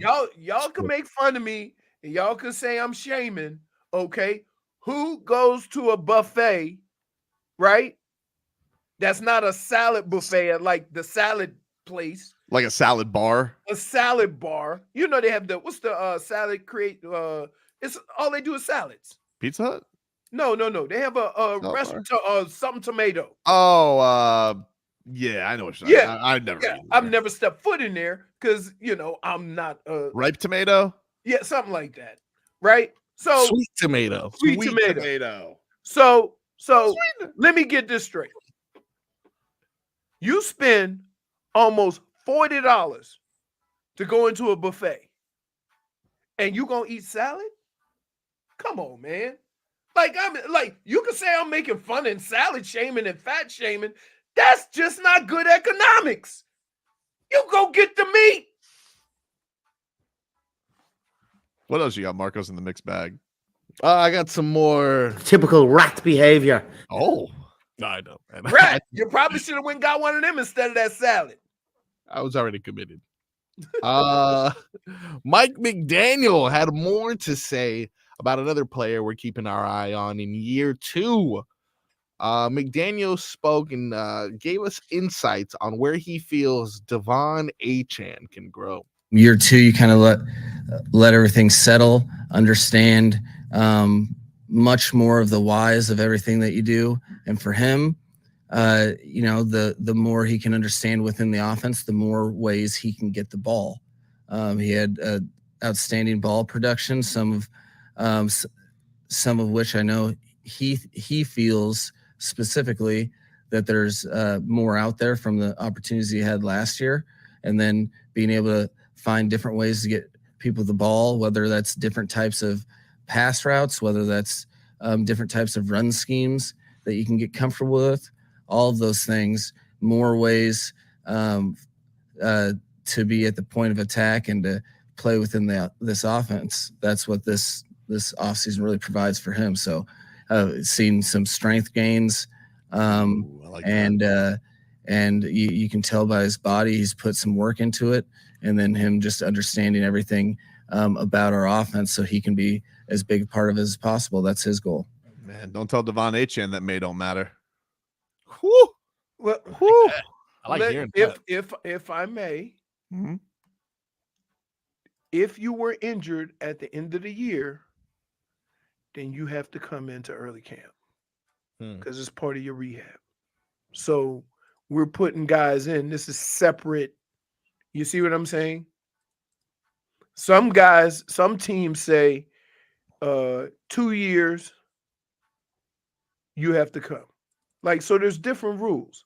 I best believe you that half of the guys who aren't there, ain't nobody in that organization making a big deal about it. Man, I tell you what, though, that guy was exciting with the football in his hands last year. Yeah. So he need to probably get a little stronger. That's what he said. Yeah. Strength gains. That's what McCoachin is saying. Of which you can't tell. Well, I don't know, dude. He looked a little bit. I saw one picture on Instagram. He looked beefy. Let me explain something to you. Looking beefy and being able to take a hit are two different things. Mm-hmm. Okay? So, yeah, he may get stronger, right? But you won't know what level until he starts getting hit. Like, that's the reality of it. Yeah. You do what you can. You hope you're getting better, but you ain't tackling in the summer, so you don't really know. Marcos, what else we got in the mixed bag today? Staying in the realm of football, we got a couple rule changes that happened this offseason. Mm-hmm. The big one everyone's talking about, obviously, is the kickoff. Mm-hmm. But another one that seemed to be a hot button discussion, especially amongst defenders, was the banning of the hip drop tackle. Former victim of it, Mark Andrews, had this to say on the notorious tackle. I think it's just sometimes part of the game. I'm always an advocate for making the game safer. You look at the last maybe 5 years. There's been a lot of big injuries with that, and so just bringing the awareness to that type of tackle, I think is good. Keeping guys healthy is going to be great. Take that tackle out of the game is not a bad thing. I don't think. I think the defenses can find a way to get around that. Oh, he's good. Yeah. Let me just say this. That's a tight end that gets used. A lot of people don't understand why it was outlawed. It's basically tackling like you bringing down cattle, right? Where you jump on the guy's back and lean all the way back like that. It's in effect a type of horse collar tackle because it's the same effect.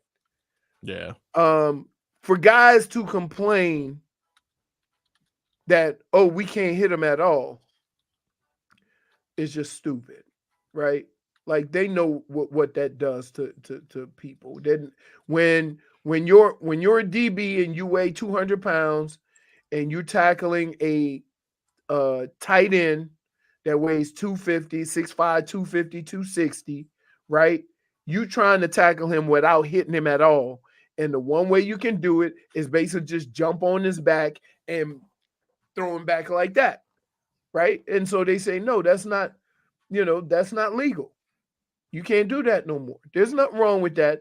It don't happen that often, right? But a lot of times it happens when you're in chase mode.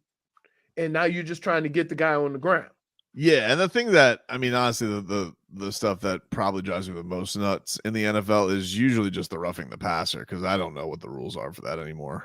Well, the problem with that is that there's intent, and you're running full speed to go hit a guy. Everybody has a different type of release. So a guy who has a slow release, you're going to get there in time. A guy who just flicks it out of the way, right, because he sees you coming, you might be one step behind. And there's no kind of latitude for an official to make that determination.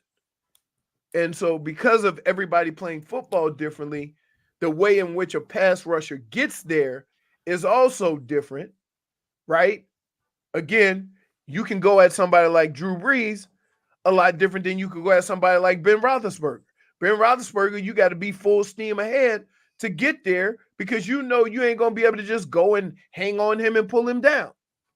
So there's a lot of that too. When you go get Josh Allen, there's a difference in sacking Josh Allen than it is sacking Tua. There's just a difference. He's a bigger dude. So you got to be full speed. If he all of a sudden flicks it out of the way and you're there, a lot of these things are hard to determine. So that's why that penalty and calling that penalty becomes difficult, because of the various types of it. You like to say it's a standard call, but it's not a standard call because all the players aren't the same. We'll take a quick break. Get to a little cat talk. Panthers thrilled us yesterday. Back after this.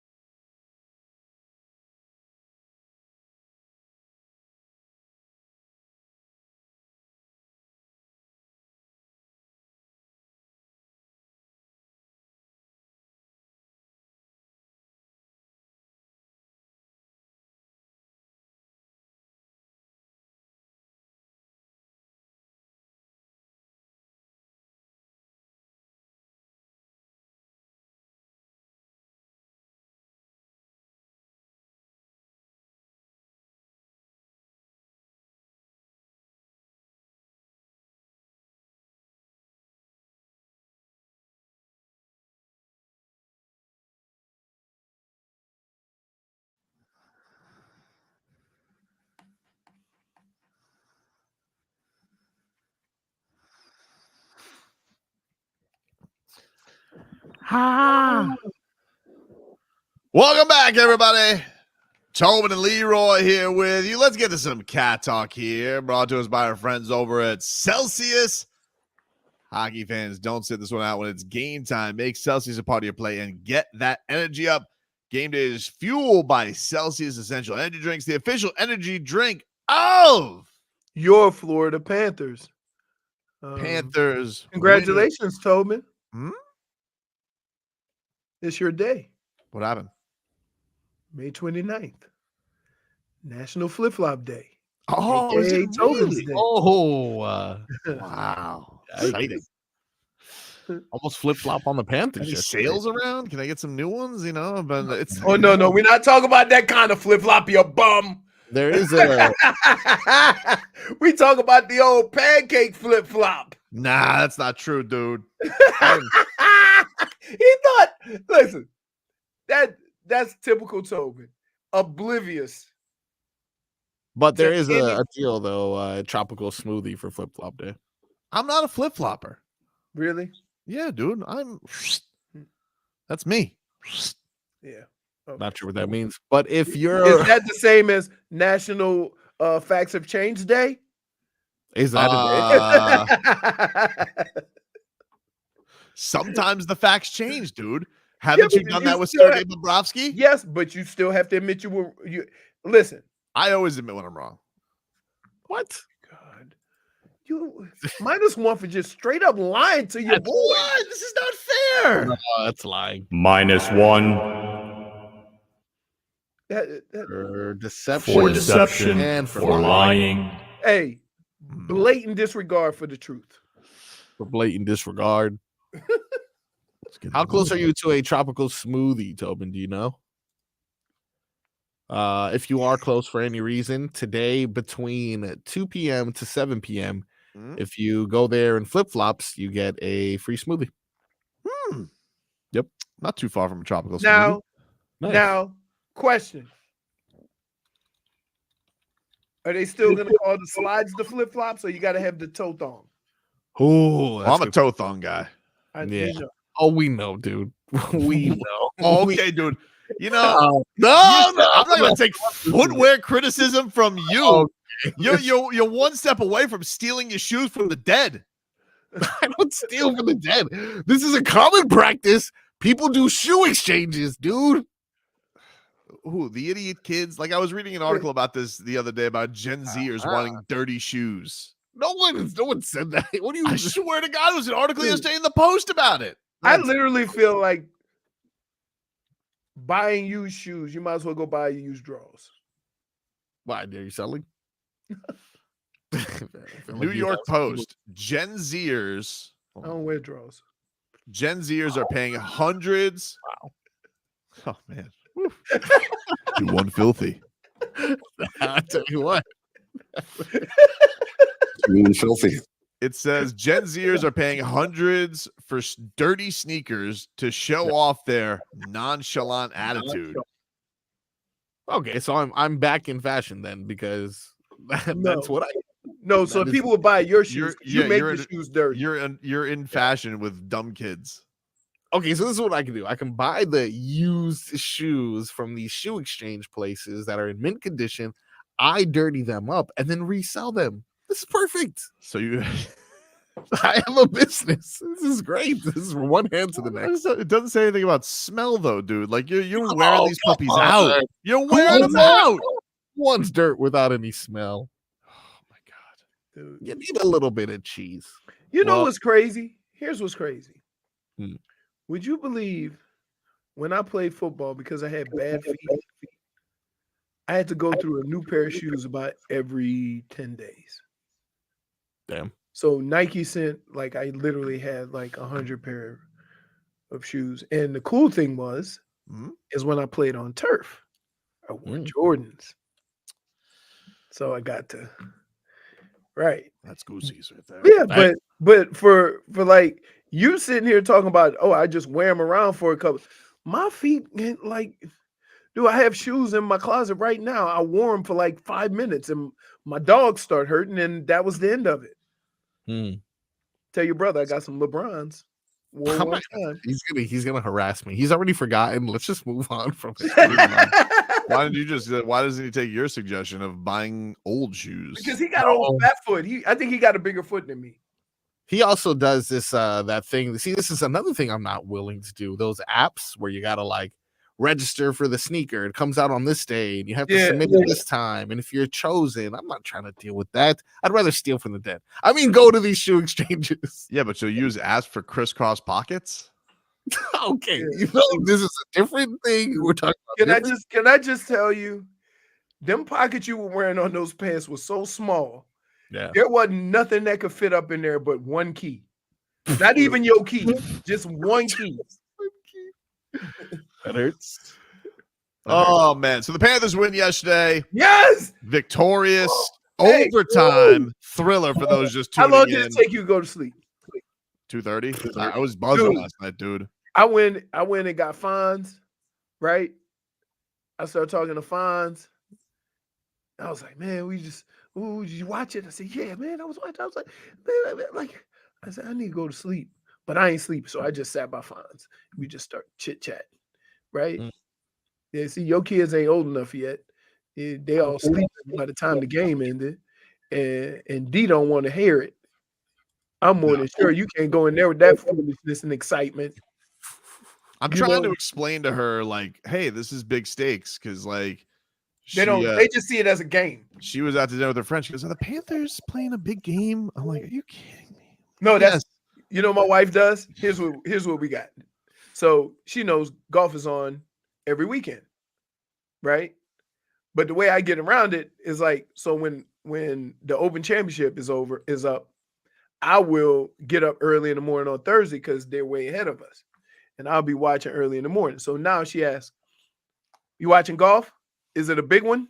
Oh. that's her thing. They're all big ones. No, she knows what the majors are, right? The Masters, right? PGA. My wife is more oblivious to. She goes, "They're playing the Rangers again."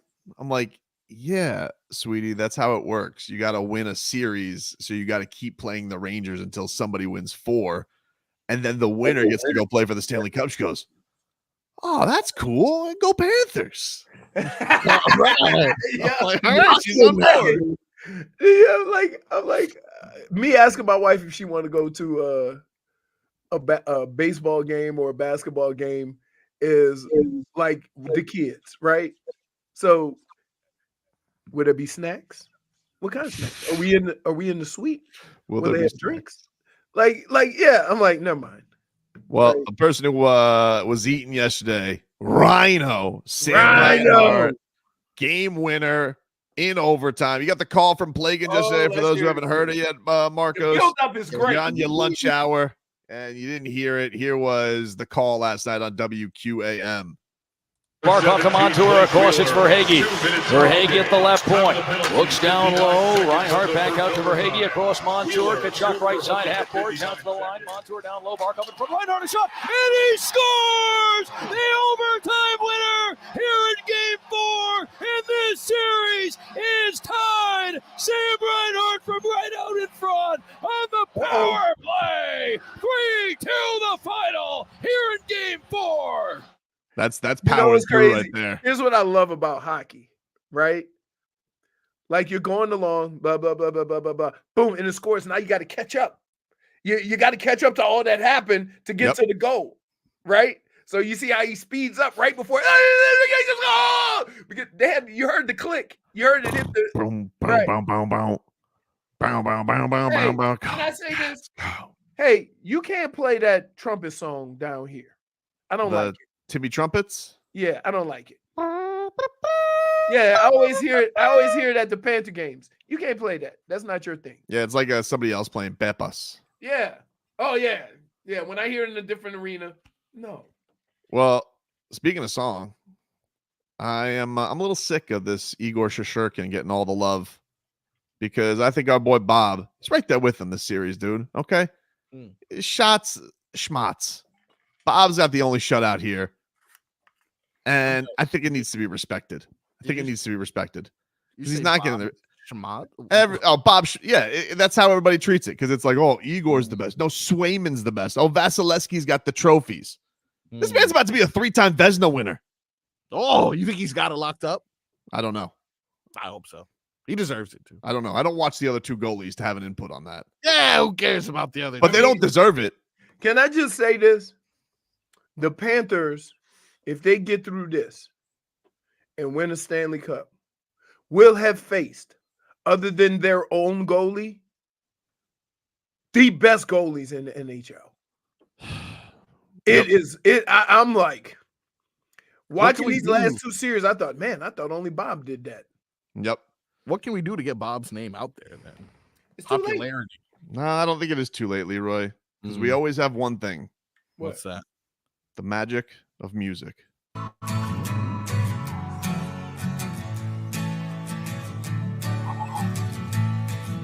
Your slap shot is not working. Circuit stopping you all night long. Jersey says Bobrovsky, but friends just call him Bob. Woo! Your power play stays hurting.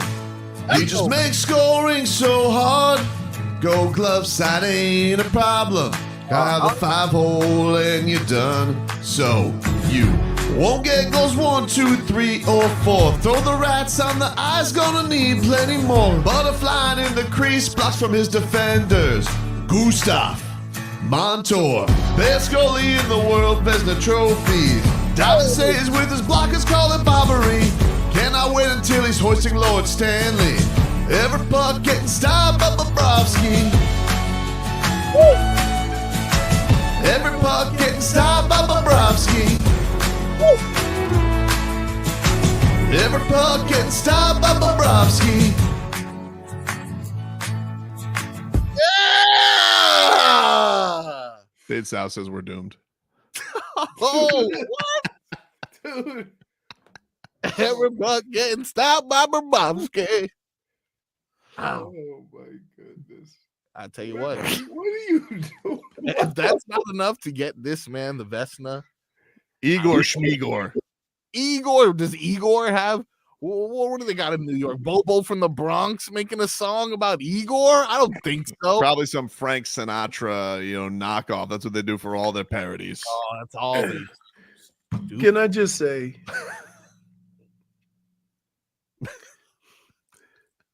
I think JFig said it best. I don't. I want to say, that, yeah, like Gustav Montour. Like, and here's the problem. I knew something was up because the last time I went in, he came in like he was going to play a concert at I Think Theater, right? He had a guitar strap.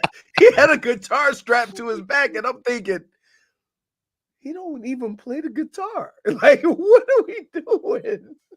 Yeah. Oh my goodness! I love the way you just throw like every song has a couple of names of filler. It's gotta go with good Lord. Montour. It's kind of close. Like maybe just throw Spo. Maybe just Spo. Like, I need some fillers. Spo. We'll take a break. Can we really take a break? I feel like we need to do something. I don't know what it is. Like, I don't think we could just leave a segment with. Like, shouldn't we chew on it for a little bit? Like, I'll chew it on as long as you want. No, yeah. Don't cut that up. You're right. Oh, yeah. Celsius? Yeah, I'm going to go get mine. Oh, man. All right, we'll take a quick break. We come back. Some Jimmy Butler rumblings out there from the outside. Ooh, I heard this. The vultures are circling, Leroy. Wait, you're searching. You think they're saying that in Cleveland? The vultures are circling around Spike. Don't worry about what they're saying over there. There's 1, 2, 3, or 4. Throw the rats on the ice, gonna need plenty more. Butterfly in the crease, blocks from his defenders. Gustav Montour. Best goalie in the world, Vezina Trophy. This hour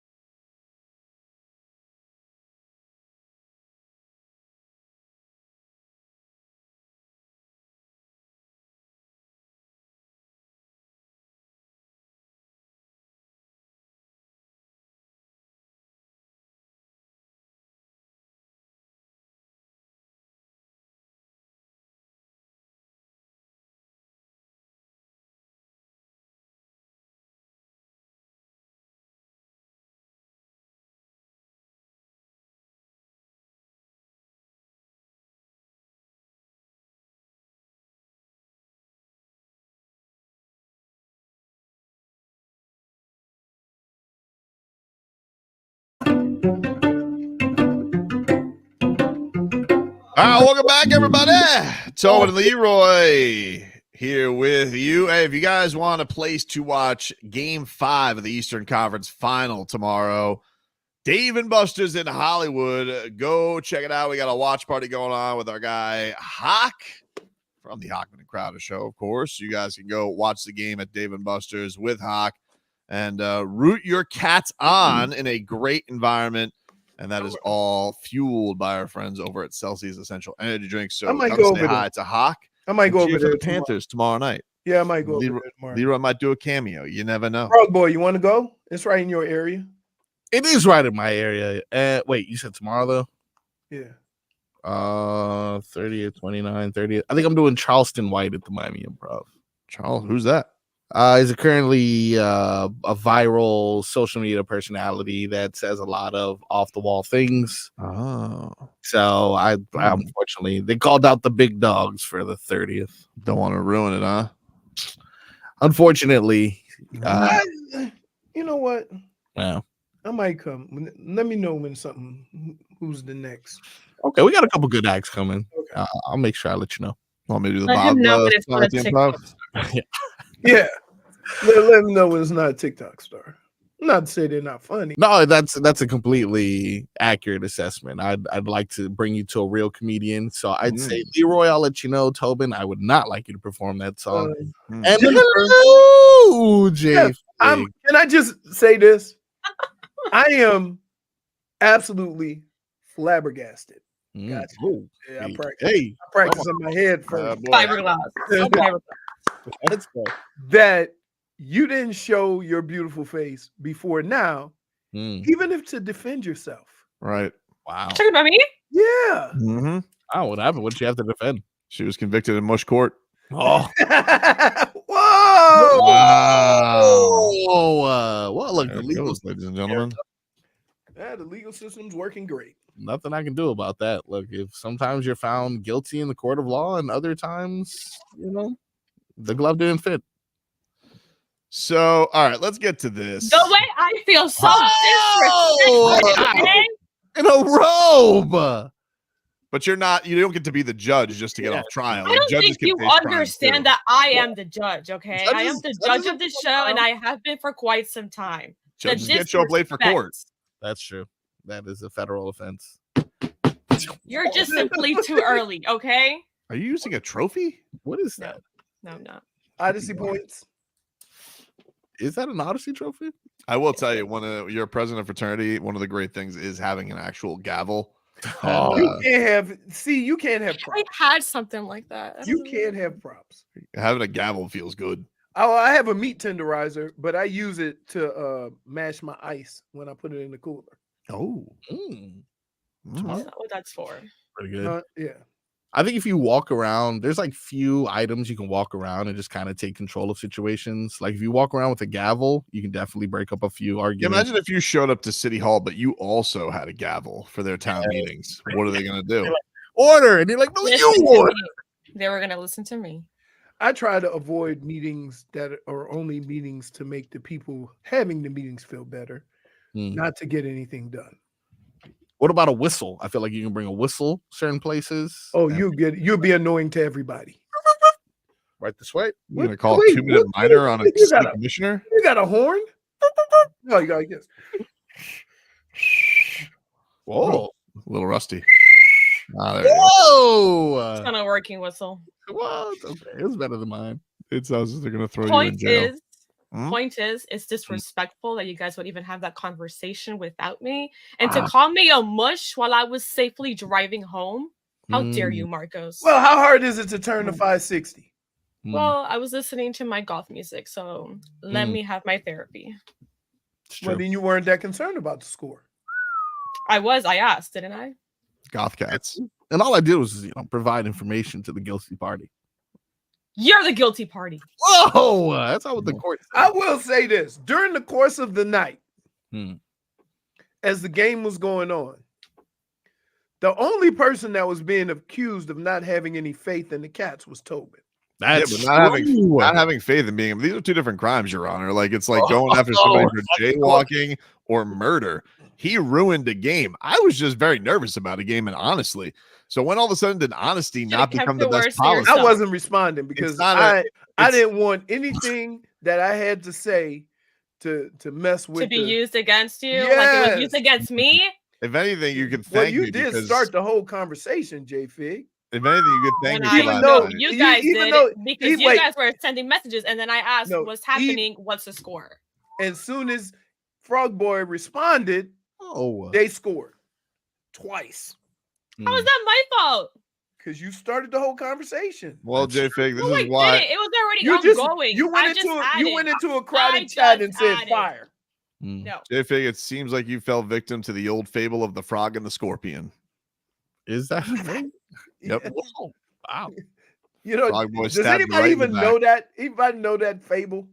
And the scorpion, I've actually No, I'm gonna tell you. Here's how it goes. Scorpion. And the Scorpion frog. comes up to a frog. He says, "Hey, help me get across the Hey, river." frog. Right? I won't bite you. I promise. Right? Yeah, sting you. Frog says, "No problem." He helps him across. Gets on the other side. The scorpion bites him. Yep. Scorpion gonna always be a scorpion. That's the moral to the story. Exactly. So, and as it applies to us, Hmm. the mush is always going to be the mush. Which is And JFig. hold it's on, not let me. me finish. I'm the scorpion. The mush has always been Frog Boy. Yep. How is this possible? What evidence do you have of this? You've always been, we've been calling you the mush for a while. Feel free to. But in defense of Frog Boy, and here's where it gets confusing. There is no defense. He throws you under the bus Every all the time time. Frog I'm Boy always has- there for you. Every time Frog Boy has gone to a game, they have won. Mm-hmm. Every time your ass has gone to a game, Look they have at lost. Look at that. Look I at go Tobin, once. Tobin, I go Tobin, once and they he- lose. After all the times I've gone and they've won. No proof. At least I don't have a sign that looks like this. You made that up. I didn't make it. It's like North Korea saying, "Hey, look, No, I've seen that you somewhere. made your own propaganda." No, Bro, there's definitely here's the bounce deal. balls Here's of why that we word. got it. Mm-hmm. Tobin's mushery was only centered around one player who is about to win, Oh, he wrote a Wait, song about wait. Tua. who is about to win. Flip floppery. He's about to Flip win floppery. the highest Congratulations honor on for your his day. position.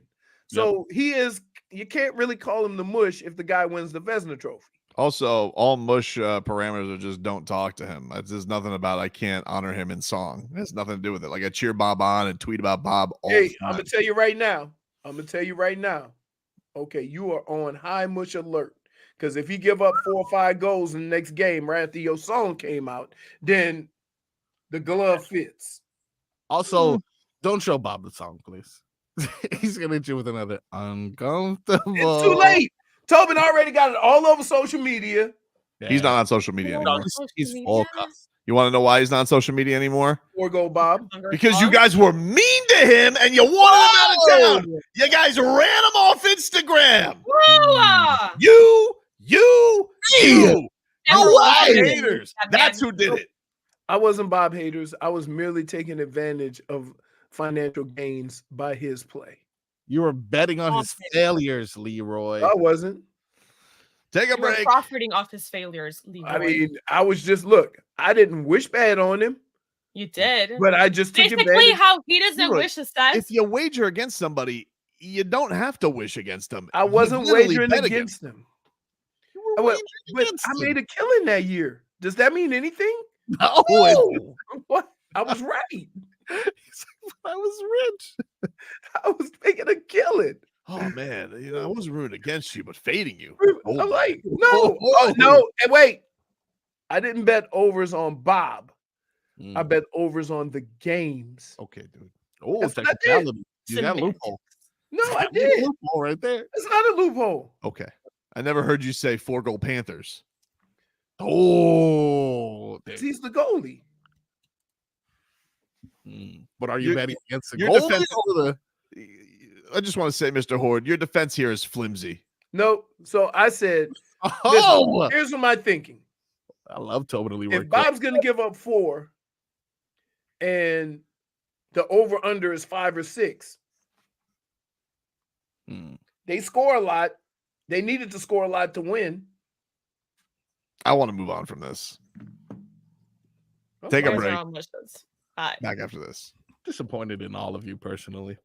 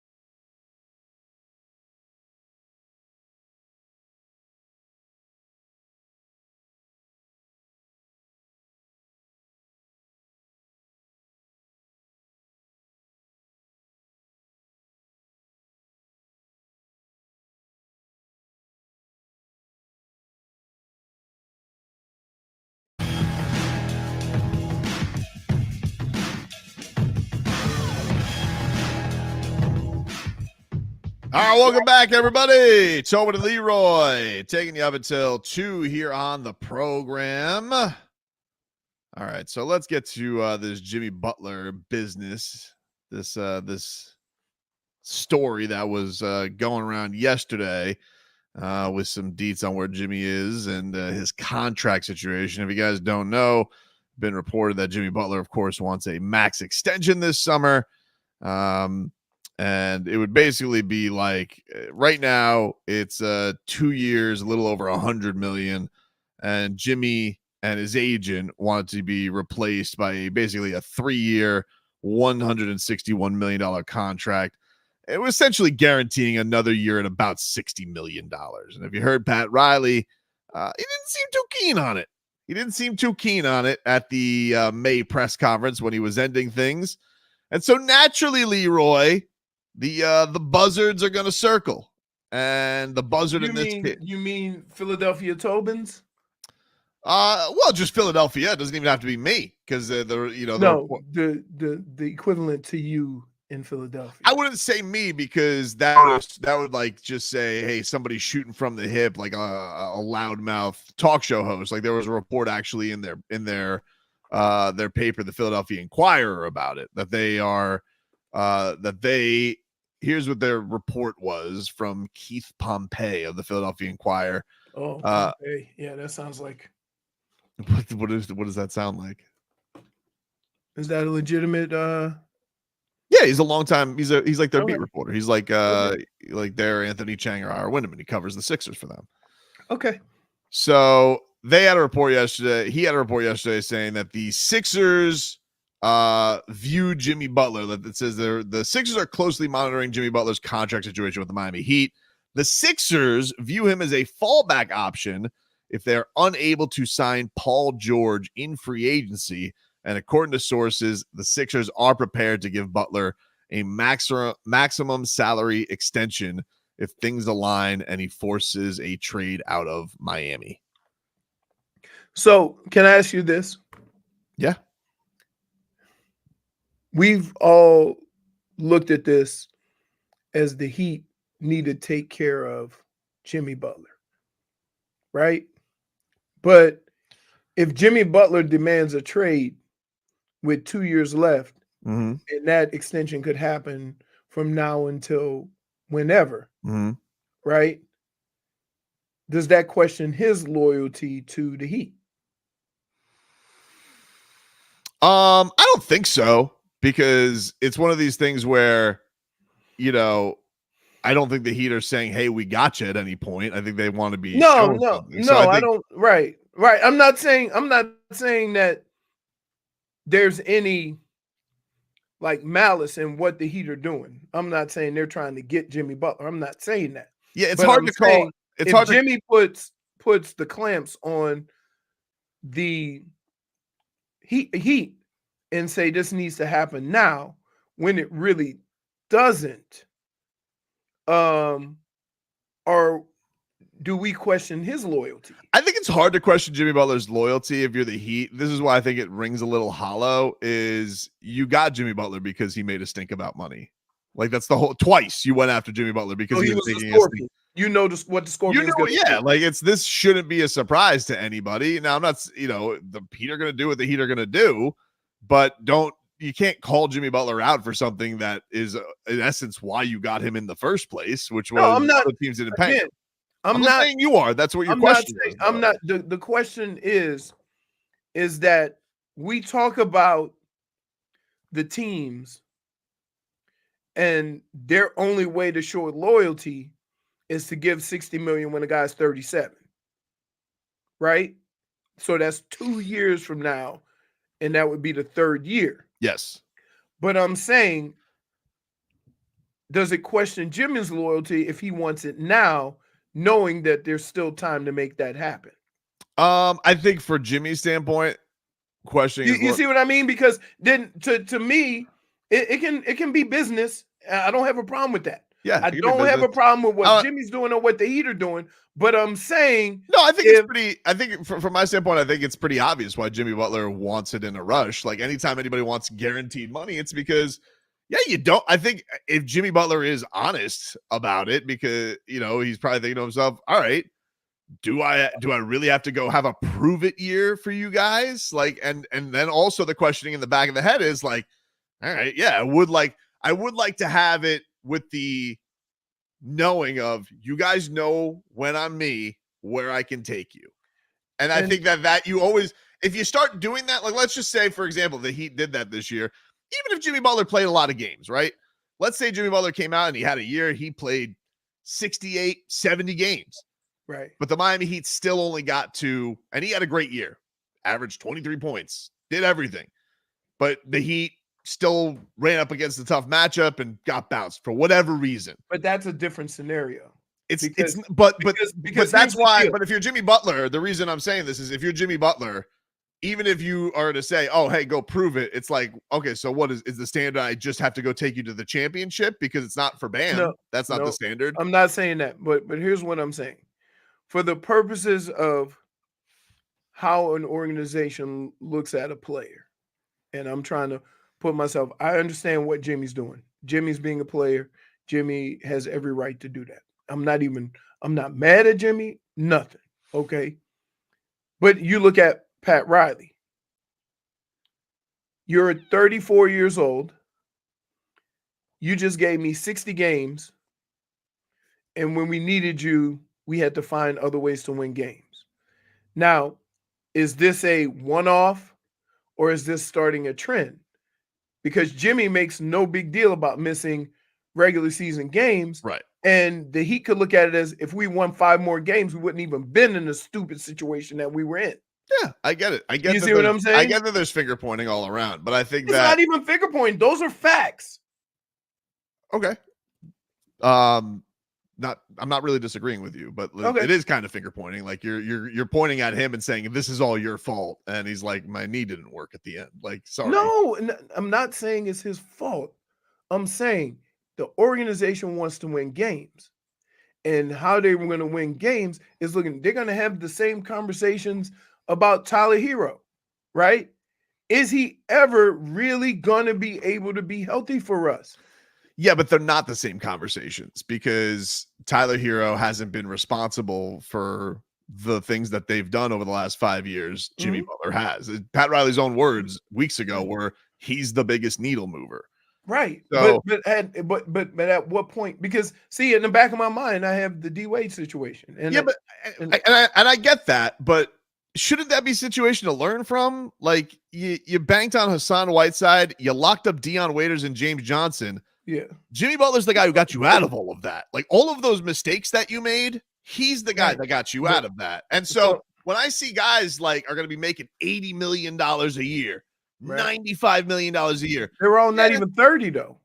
I get it, but for everything that Jimmy Butler has done and thinking that he can still die, even if he could give you that this year, you're really going to quibble over the backside of this deal for one more year just to right by the guy? No, I got you. From my standpoint, I don't do it. And here's why. Because, and I don't run the organization, but I'm saying from a fan standpoint, we're doing all of these.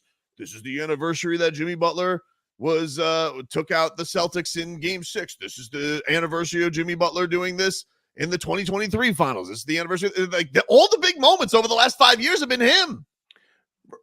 Right. But again, you're making an assumption that I don't know if the Heat can make. And here's where they're probably torn. Or not. I don't know. You're assuming Jimmy's just going to pick up where he left off before he was hurt. Can you make that assumption? I don't know.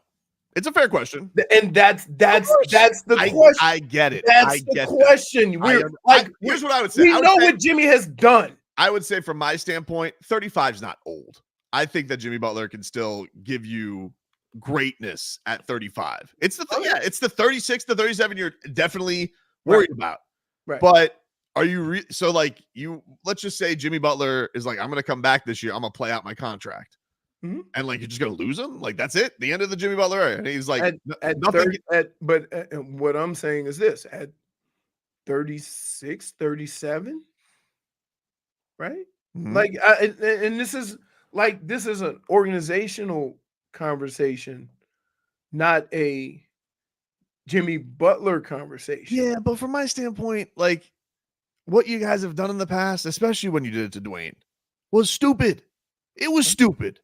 Right. It was stupid. Agreed. And then it was even dumber to invest in the guys they invested in afterwards. Right. So like you're gonna do what with that $60 million? You're gonna give it to Haywood Highsmith? What are you gonna do? What does it say? What if you get Spider Mitchell and you got to extend him? But you're right. You're gonna have to trade Spider Mitchell. It's not like you can't fit some. You're gonna no matter what you have to trade for him. There's no Right. No, I know. I'm just saying like, and I'm not. Here's where I'm torn. Right. I acknowledge what Jimmy Butler has meant to this organization the last 5 years. Right. But the fact of the matter is this. You've gotten as far as you've gotten, and you still have a glaring fault in your organization in that you don't have a bona fide scorer. Jimmy is a jack of all trades. He does a lot of things. He may give you the 40-point game every now and then, right? Well, it's not every now and then in the playoffs. He scored 40 what? 3 times in 8 times, and it's actually he's in 5 years, which is among the leaders in the league. Leroy, okay, it is. I'm just telling you because I know you always go to that. I'm just letting you know they Leroy scored 80 points. Leroy, I get it. 4 This year, times. Leroy, his playoff scoring is among the best players in the league. I know he's not that in the regular season. But he is that in the playoffs. Again, if you don't have that during the regular season, can you just expect it? That's not the same conversation. But no, it kind of is, because here's what you're banking on. You're banking on what Jimmy Butler has been in the playoffs. And I bet you there's a bunch of people in that organization that's saying if we had some of this in the regular season, we wouldn't be in these crappy situations. And I think those are fair things to be. I guess those are fair things to be frustrated about. That's fine. But saying that he's not a bona fide playoff scorer is not that's not a criticism you can hold against him. It's not. And if you want to talk about effort in the regular season or that he needs to bring it more on every year, okay, I'm totally fine. But when you say you don't have a go-to guy in the playoffs, it's not true. Okay. I'm just looking at the teams that are playing now, and the Heat don't have that. You say they do in Jimmy Butler.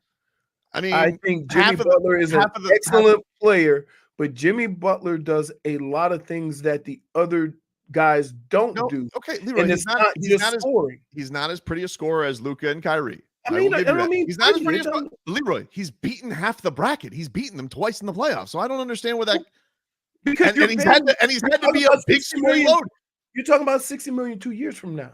I understand. That's what I'm talking about. I'm not talking about the last 5 years. Leroy, how many guys are actually paid by their future performance? Everybody's paid by what they did.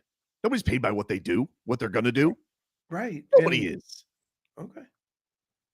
The only guy who they overpaid for that was Tyler. Like, yeah, he could be a $30 million player. Let's give it to him. Hasn't panned out to be that. Right. Udonis Haslem had some thoughts on this morning on ESPN. We'll bring you some of that and some other details on Jimmy and some suitors from the Miami Herald. Back with more after this. Got with you.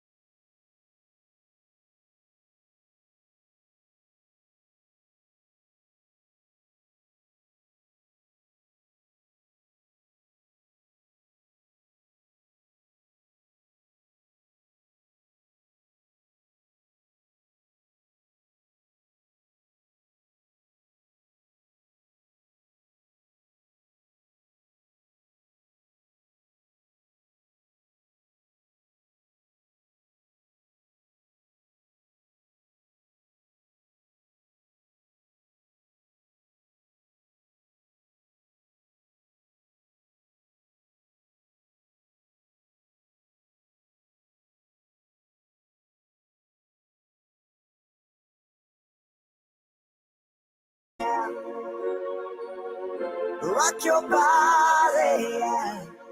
All right, welcome back, everybody. Tobin and Leroy. Take up until 2 here on the program. Final hour of the show. Quick word. All right. All charges dropped against Scotty Scheffler. Oh, I thought they were already. No. I did see a new video that came out too, where he's like, I should have stopped for the cop. But that cop lied anyway. All right. Well, it was the biggest story in sports for a second. Still, it was worth the. It was worth the giggles. Yeah, it was. Good time. It was worth the giggles. It was for the So, fun. I don't know how to go about these situations, right? Because if with Jimmy, okay. Because if you say anything along the lines of questioning whether he should get the extension, you're a hater and don't appreciate Jimmy. Well, I think you're aligned with the organization right now. I'm really not, right? I just don't know how to go about the reality of where we are, where this organization is, and what they need. You have to understand, this is also an organization that's been scarred with players missing time for whatever reason. It's been awful. It definitely was Right. the theme of Pat Riley's press conference. So you think Pat Riley is extending anybody who's been banged up or takes time off during the regular season?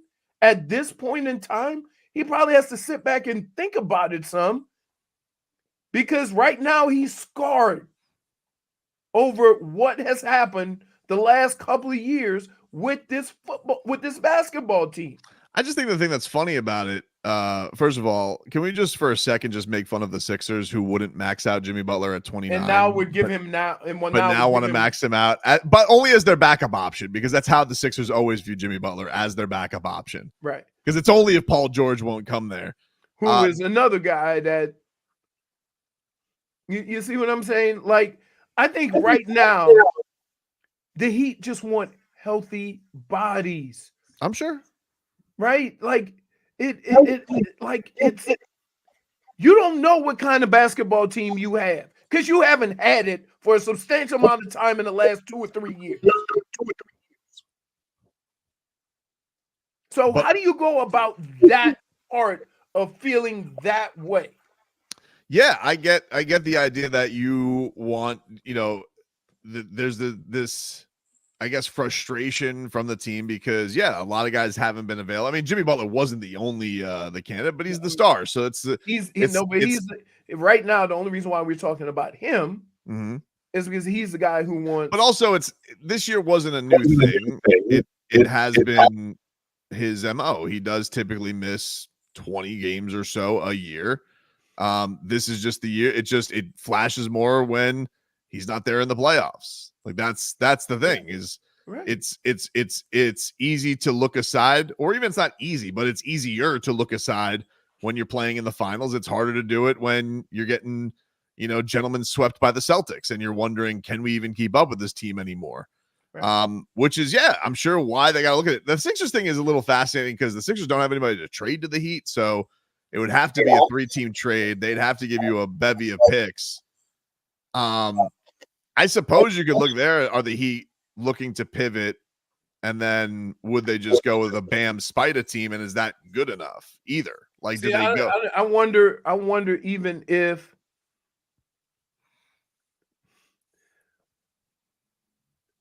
I wonder if that's good enough. And again, I'm basing this all off of what I see in the playoffs that has been successful for all the teams remaining. Right? That's what I'm basing this off of. So I'm looking at Anthony Edwards, Karl Anthony Towns, and some pretty good pieces. I'm looking at Luka, and I'm looking at Kyrie with some pretty good pieces. I'm looking at Jaylen Brown and Jason Tatum with some pretty good pieces, right? I'm looking at who's the other team Indiana, right? With Halliburton, and I'm looking at. Here's what I would say the Heat players, and I'm talking about in this case, I would look at Jimmy and Bam in this case. If I'm them, I'm looking at the front office and being like, hey, you guys screwed that up, not us. Right. Like you guys sat idly by and thought, hey, Tyler's going to get it together when he's not been getting it together. You thought that 37-year-old Kyle Lowry, you know what the report was before the season, they weren't going to trade him for. They told Kyle Lowry, we won't trade you for Kyrie. Right. You know, like that's on the front office. That's not on the stars. Like if you're gonna sit here and quibble about the roster construction, there's no way they can point at Jimmy and Bam and say you guys were the problem. There's no way they could do that. No, I'm not even suggesting that. Right? I'm not suggesting that. I just think it's the overall team makeup. Right? And so can some of that blame go to the organization for not doing anything? Absolutely. Because remember, they don't, well, keep in mind, nobody wanted Tyler. Let's be clear about that. And they didn't necessarily want to give up Jović or Jaime, which we all agree on. Well, like, look, put the Dame summer aside because we know there's definitely some ill feelings from Portland too, and that they were crying to the league about not wanting to deal with Miami, because it's been weird seeing a lot of the national reports saying now that a lot of teams seem to be interested in the Heat's pieces. Even there were reports out of Cleveland saying that Cleveland likes Tyler and Jaime. So it does feel like the Heat have more, whatever the narrative, because this stuff does seem to matter. GMs seem to be puppeteered by this stuff, that the Heat's assets are looked at as attractive. But from my standpoint, I'm looking at what they have, and I'm still trying to figure out, like, if I'm the Heat, is there a way where I could flip two of my young guys, hopefully, you know, one of them being including, you know, Tyler, Jaime, or Nico, not all three. Can you find some way to get that and bring a Donovan Mitchell to Jimmy and Bam? Because then you have something. Right. You know, like if you lose Jimmy and then you bring Spida, yeah, you're set up more for the future, and you know, maybe you will be able to keep your young guys, and maybe that will turn into something better. But it's not a guarantee yet. It probably is going to still need some refining around it, especially knowing whatever Nico's going to turn into. But I will say, have you guys seen the photos of Nico out of Serbia? Oh. Please don't talk about his muscles. Dude, but why? Why? You've gotten me 3 years in a row with Tyler. I can't do it anymore. Well, here's the thing, though. This is why Nico, he has something to him that Tyler doesn't, which is he likes to hide who he is, right? You know, Tyler, he's guns out, whatever, do you? But Nico, he's a little tease, all right? He's hiding. He's almost got a Clark Kent to him, right? Because this was Nico on his Instagram this morning, right? And you see him, look at him. Baggy t-shirt, looks like a child. Yeah. You know, but you know what? That's great, because sometimes it's better to leave things to the imagination, you know, Marcos? Better to leave things to the imagination on your Instagram. But his Serbian trainer, who I imagine is just a monster, you know, he just looks like Serbian drill sergeant. Got Nico pumping the iron, dude. Look at him. He does look like a standard, just a drill sergeant. Nico, lift or you soft. Do it. Don't make me get mother in here. Nico, you better lift until exhaustion. That mixed contract isn't going to write itself. I see at the La Quinta gym. I'm not sure. Pretty strange. They got like 3 machines in there. Those kettlebells look like they've been there since the first Sabonis. Okay. He's being humble, guys. Yeah, he's humble. You know, leave a little something to the imagination if you're Nico. He's going to hide what he's crafting underneath with a big t-shirt.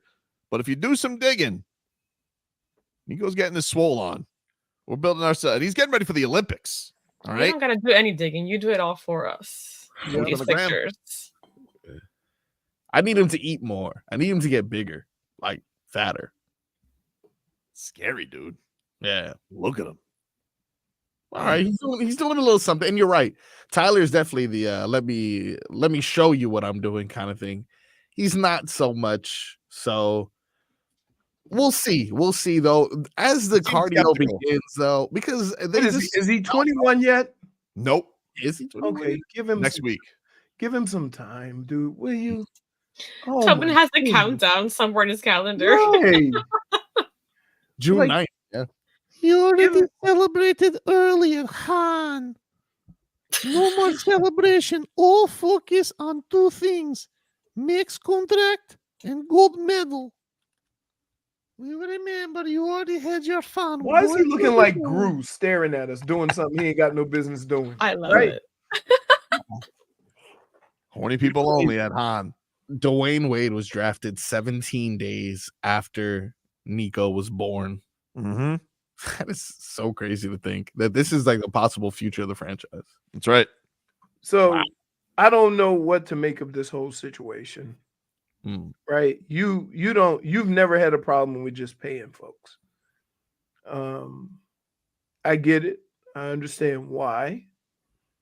But at what point, and I'll ask you this, and this is in any sport, at what point are you going to have the approach that my man in Philly had about James Harden? Houston James Harden ain't walking through that door. Oh, Joel Embiid? Right. I'm not going to have that thought because I don't think Jimmy Butler is James Harden. No, I'm not. No, I'm not. Father Time catches up with everybody. Right? I don't know why you think it ain't going to catch up in this case. James Harden's been choking since his prime. No, again, I'm not talking about, I'm just saying for the purposes of age. At what point this is, I are guess, you the way going to say, okay, we can't expect that from him. He's too damn old. I guess the way I look at it is, first of all, it's the NBA. Everybody makes outrageous money. Like, how many guys are actually like worth the dough that they're making? You know, it's like and good for the players. They're making crazy money. Right. So if you told me, hey, Jimmy wants to get paid into his 40s and all that, like, I didn't even think Jimmy Butler was going to play till he's 27, until he's 37, excuse me. I thought that he was going to be like one of these guys, 36, right off to the sunset. He's in the Bad Boys trailer. Like, the guy very clearly like wants to go do other things too. But I get it. Like, you're like, turn down $60 million. I'm not an idiot. But someone's going to give it to him. If it's not the Heat, someone's going to give it to him. Do I really? And do I think it's going to be a franchise crippler if the Heat give him a last sign off? I don't. Oh, okay. I don't think that. Okay. They do. Okay. But think that. You thought that with D Wade. Why don't you think that? Because I just how many contracts right now in the NBA of guys of his talent are really looked upon as franchise cripplers? Yeah, well, and then look at where you're from. But see, you're looking at it from the standpoint of that money's not going to hurt the franchise. The franchise is looking at it as we're trying to win. And we're trying to do whatever we can to put a team together that we can get farther than we have. Right. And maybe compete for a championship. And so that comes into play more than you just saying it's not crippling, because it would be. I understand. If he's not playing when he's but 37. Look at this year, right? Like, they did it with Kyle Lowry. We're like, did you really want to give Kyle Lowry a third year at $30 million a year? Right. Was it untradeable? No. Because, you know, someone's going to use, we can get this much off the books. Like, you know, like the NBA is such a shell game with this stuff that I feel like it looks like you're making a harder stance than you are. You know, like it seems like, good for Pat. I get why Pat wants to send the message because I agree. I just want everybody, yes, Jimmy Butler, need him more available, needs to go a little bit more balls to the wall. Little less tennis during the regular season, you know, little less hobnobbing. Because, okay, you had your mulligan year. Well, great. But you're now, I don't know. Here's the one thing, though. I don't know how much Jimmy Butler is looking back at these playoffs and thinking to himself with those comments that Pat Riley told him to shut up about. Jimmy Butler probably thinks to himself, that was right. Look at this East. Look at it. You can't have an East without me. Okay, that's all fine and great, but when these situations come to a screeching halt, they come to a screeching halt.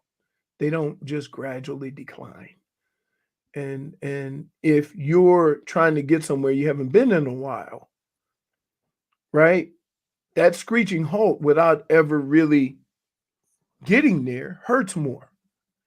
Right? Yeah. If you have a season in the next 3 years where Jimmy misses half the season because of injury, you're going to feel sick.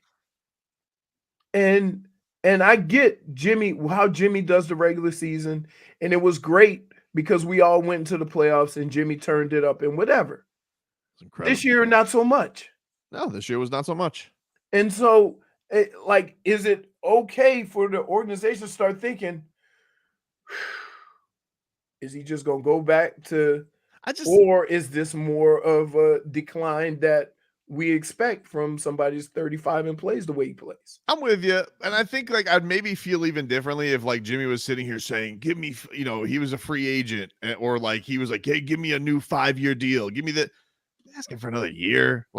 I just think it's, in the theater of this whole NBA, I think it's a quibbling point, Okay.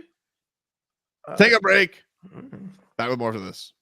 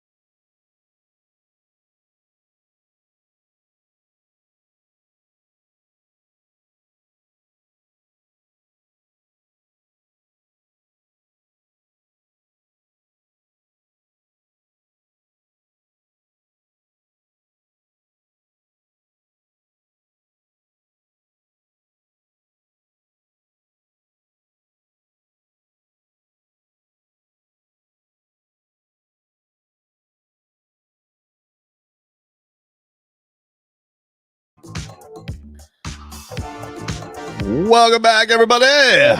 Little Tua Lipa here for you. Yeah. She's the best. Not like that Taylor Swift from that, right? Oh, man.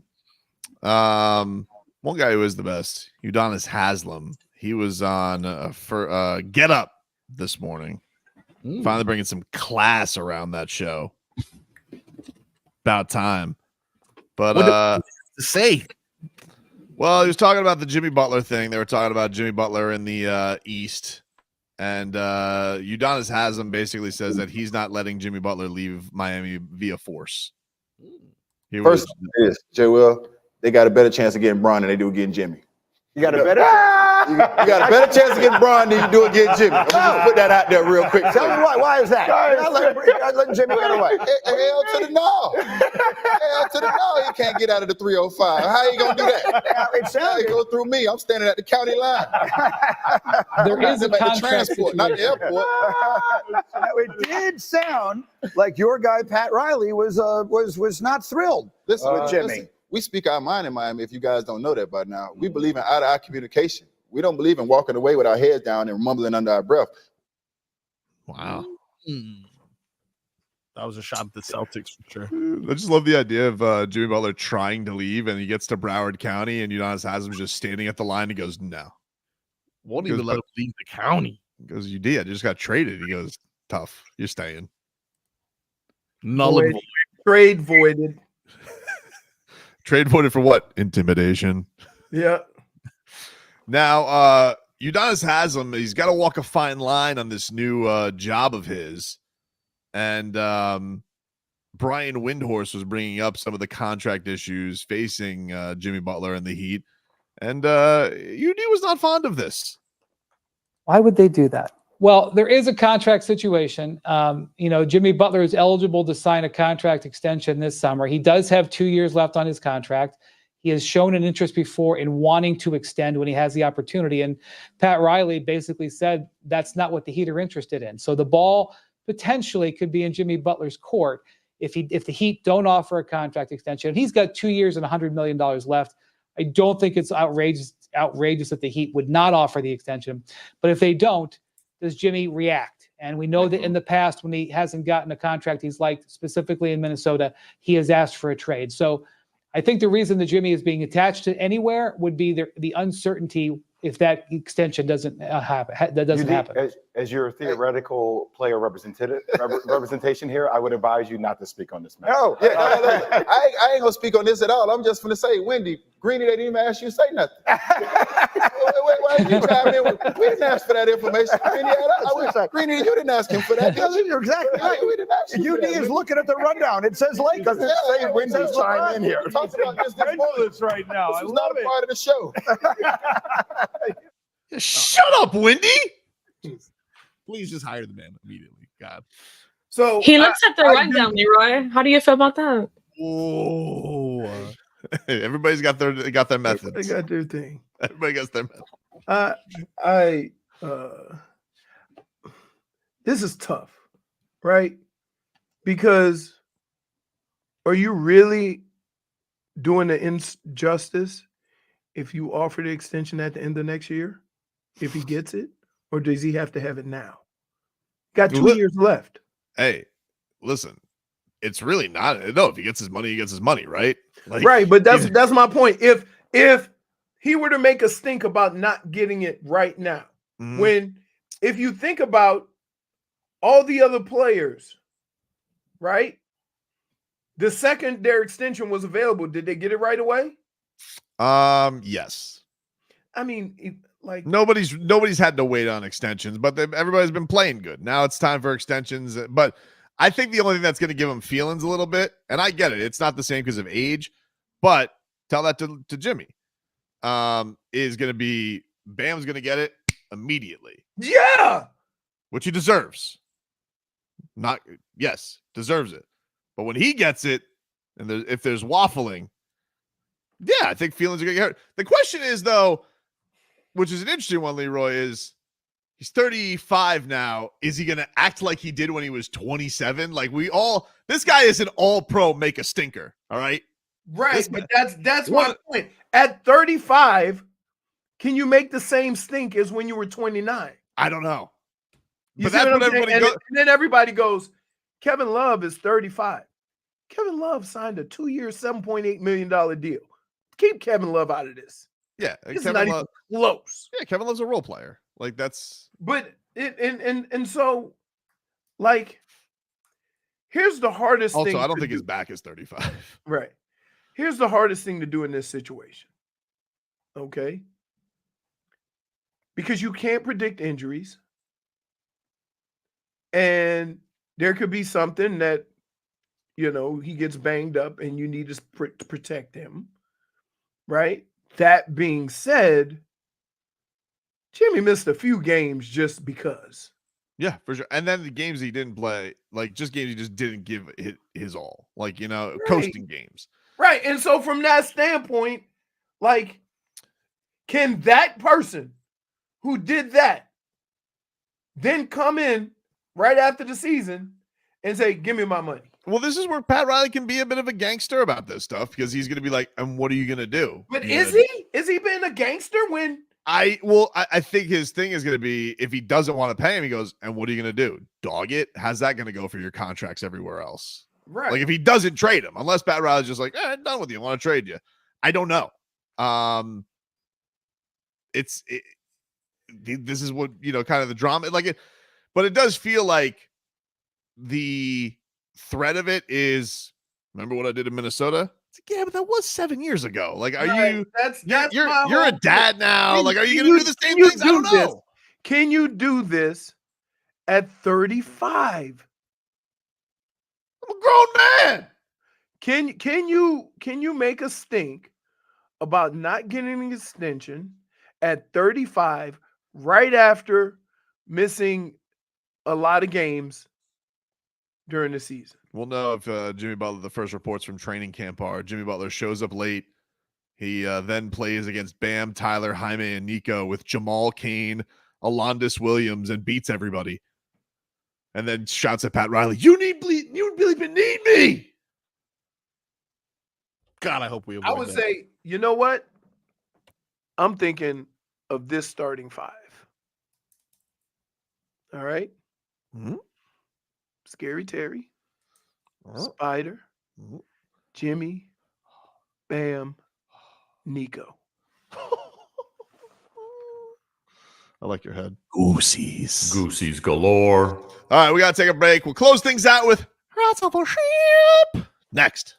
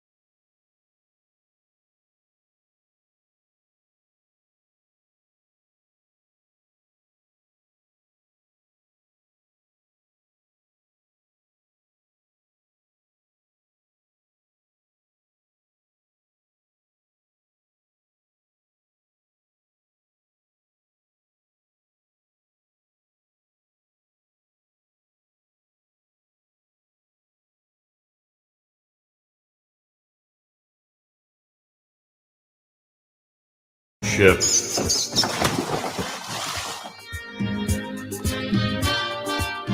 Oh, man. Let's close out a Wednesday with our favorite Wednesday game. Rats off a shoe. JFig will give us some topics, and we'll see if we're putting our floaties on or not. What do we got today, Jennifer? All right.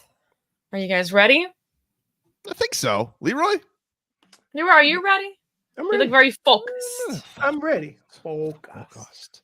Focused. Marcos? What about you, Frog Boy? You ready? Oh, I'm ready, dude. Favorite part of the day. All right, cool. Number 1, we've got Liam Eichenberg. Oh, okay. We've got some sound on his upcoming season. Oh, God. All right, here. Let's hear from Liam Eichenberg. What could he possibly say? Yeah, I mean, as you guys know, I'm going to play wherever they need me to play. So, I'm excited to be out there. I'm excited to, be healthy right now. End of the year last year, I was kind of banged up pretty good. So it's nice being able to run without some pain. So, I'm at center right now. I'm working to be the best center for this team right now. Obviously, when Brewer gets back, I'm going to start working at guard. And I got some good work in first couple weeks of OTAs. So I'm looking forward to getting out there in team and kind of showing what I can do. I would hope you get some good work in. Nobody can touch you. All right. I am rat off a ship, and I can't Rats off a ship. more rats off a ship than an offensive lineman talking about how good he's going to be with no damn contact. Just a word to the wise, Liam. The fact that they keep moving you around. No, he's a utility guy, so I'm not going to get on him about that. Utility guy. Very out of breath saying rats off the ship there. Oh, but move me wherever they. No, you'll go where you. I'm not questioning. I'm not questioning anything that he said as far as health or being moved around. I'm questioning how much work can you get done without the dude across from you with a mouthpiece in coming at your ass. Seen better snaps at the Tyreek Hill Flag Football League than this guy. Wow. Lollipop, dude. Crashing out. Sorry. Rats off a ship if you couldn't tell. Yeah, good call. Rats off a ship. JFig? You're rats? I'm also rats off the ship. They're swimming. They have their floaties. Rats off a ship. Wow, dude. What? Oh, you think he's gonna turn it around this year? This is the year that I hear one complaint from you. One has nothing to do with the other. I think he's going to be better than he was last year. Hard to be worse. Right? But at the same time, it's hard to be worse. That ain't going to be determined by OTAs. This is the year, guys.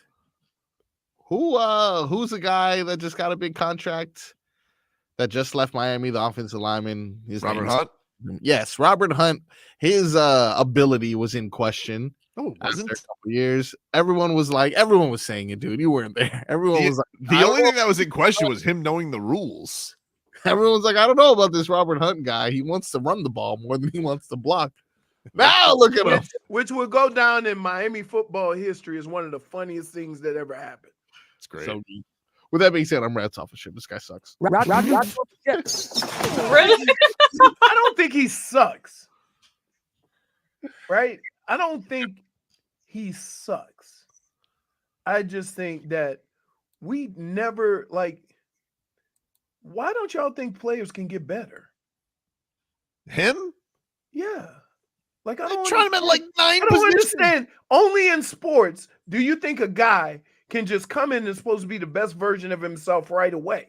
Dude, he's a ruiner. Every time they put him somewhere, every time. What year is this for him? Danger. What is this, 4 for him? Okay. Enough of them already. All right, man. Wow. I got more patience than you, I guess, because I lived it. Come on, dude. He was a second rounder, though, too. That don't mean anything. It should mean something. That ain't his fault. All right. Well, that means my expiration date on him is a little bit earlier.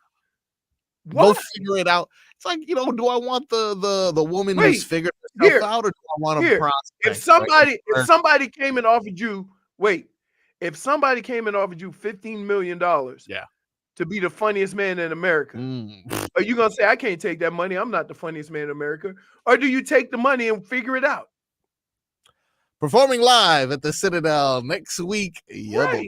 Right. That's my point. It's not his fault he got drafted in the second round. Okay, but if I'm why not are we funny, taking it out on the player? if I'm not funny after 6 months, I'm out of We're there. gonna have you know what? We're gonna have this same conversation with all the quarterbacks that got drafted. Right? At no point in time before the draft did anybody think that this many quarterbacks were going to go in the first round. Then all of a sudden, understood. A But month once before the draft, you got first rounders.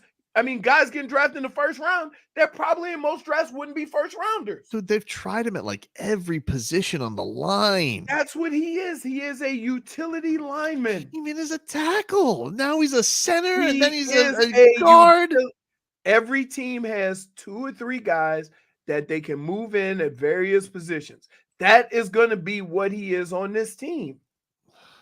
Like to say that the guy after 3 years, right? He's the best version of himself that he's going to be is ridiculous. Nobody is. Great. He's the Mike Mordecai of linemen. Sometimes people don't turn the corner though, Leroy. Look at Eli Apple. You're right. You're right. Still that from Dave South. Sometimes people don't. But after 3 years of playing every damn position on the offensive line, I don't think it's safe to make that determination yet. What's number 2, JFig? Oh, okay, this conversation is over. Cool. Yes. Wow. Thanks for being Wow. Very Thanks for having my back earlier, huh? I did have your back. You didn't. Wow. Be a mush. Lashing out. Yeah, wow. James Eichenberg more than we do. Number 2, guys. Sick of him, dude. New York Rangers winger. Oh, Rats off Chris Kreider. Oh, Took this his guy. mouthpiece and threw it yesterday. He threw his mouthpiece. You can't do that. You do not touch his mouthpiece. Took out his mouthpiece. He threw it. And you want to know what Tkachuk said to the media today? Oh, what did he say? They asked him. He said, "Hey, what'd you tell him?" He goes, "I told him that was the best play he made all game." Rats off a ship, Kreider. I'm rats off a ship. You can't take somebody's mouthpiece. That's just nasty, first of all. It's just nasty. You got your glove, your nasty-ass glove, all up in the man's mouth, taking his mouthpiece. So what if he's chewing it like it's gum? Disrespect. Yeah. Like, what if you ever walked up to somebody and say, you know what? I'm so mad at you right now. I'm going to take your mouthpiece. Sometimes love I take my son's nose. Every time they go to Keith Tkachuk, I'm always happy. Every time they go to his dad, I'm just like, he looks like he's up to mischief. Godfather. He looks like he's years away from hockey, too. Dude. No one is saying. Wait, am I lying? No. Okay. We're not answering that. Number 3. So it's safe to say we're all rats off a ship. I mean, except if there's not anybody rats rats off on the ship. His comment back to him. That was wonderful. Yeah. That was really good. I like you, Matthew Tkachuk. Keep that same energy. What's number 3, JFig? All right. So have you guys heard of Stream East? Who's asking? Maybe. Who's asking? Who's Maybe asking? Maybe I've heard. Maybe. People. Perhaps. Maybe. A friend once told me about it. Well, apparently LeBron James exposed and is using the streaming site at basketball games. What are you doing, LeBron? You gotta be more discreet, LeBron. You're a billionaire, dude. Dude, you gotta go full screen once you get there. You can't be showing Stream East on the laptop. You're gonna get that puppy shut down. You're too famous. Come on. Can someone please? Fans are very upset because yeah, because they think they got to pay for UFC this weekend. That's why. Wait, hey, how many times have I text, hey, Tobes, what's that thing? You get that wink. They should, instead of calling it the Stream East, they should call it the Winky Link. hey, winkylink.com. Never heard of it. Never heard of it. Yeah, what is that? Never heard of it. Shmita says, stop saying the S word, you bums. What is that? I feel like winkylink.com will be like a link to something I really don't even Listen, want to Do not Google that in the station, please. LeBron might get the S word shut down. But I'm not rats off a ship. I can't say I've never partook. Yeah. I'm not rats off a ship. We just so caught up in LeBron nonsense that he ruins everything. It don't matter. I'm rats off a ship. Oh, wow. You know why? Never Watch use me the tell you stream why. site. I don't know why. You know why? I don't know why. Because you don't Keep throwing me under buses, huh, Leroy? you Huh? don't- Huh? Gonna you keep don't on? do it. You Taking you to don't do court. it. You don't do it. Did you watch the Eras tour on Stream East? No. Wow, I got another link for that one. Saw it with my own eyes, guys. They have whenever you go to one of these pirate sites, you know, if you've ever dabbled, allegedly. And I mean, like the stuff that's on the sides, very questionable. Oh man, very questionable, dude. I may or may not have sometimes put a fight on at the Improv, and God forbid I got to click out of that window. Woo! Where are your rats, Marcos? Rats off a ship, you snitch. What would I expect from LeBron? Rats off a ship. All right. That's our show for today, everybody. Enjoy the rest of your Wednesday. Hump day. We'll talk to you rascals tomorrow. Butterflying in the crease, blocks from his defenders. Gustav, Montour, best goalie in the world, Vezina trophies. Diamond stays with his blockers, call it Bobbery.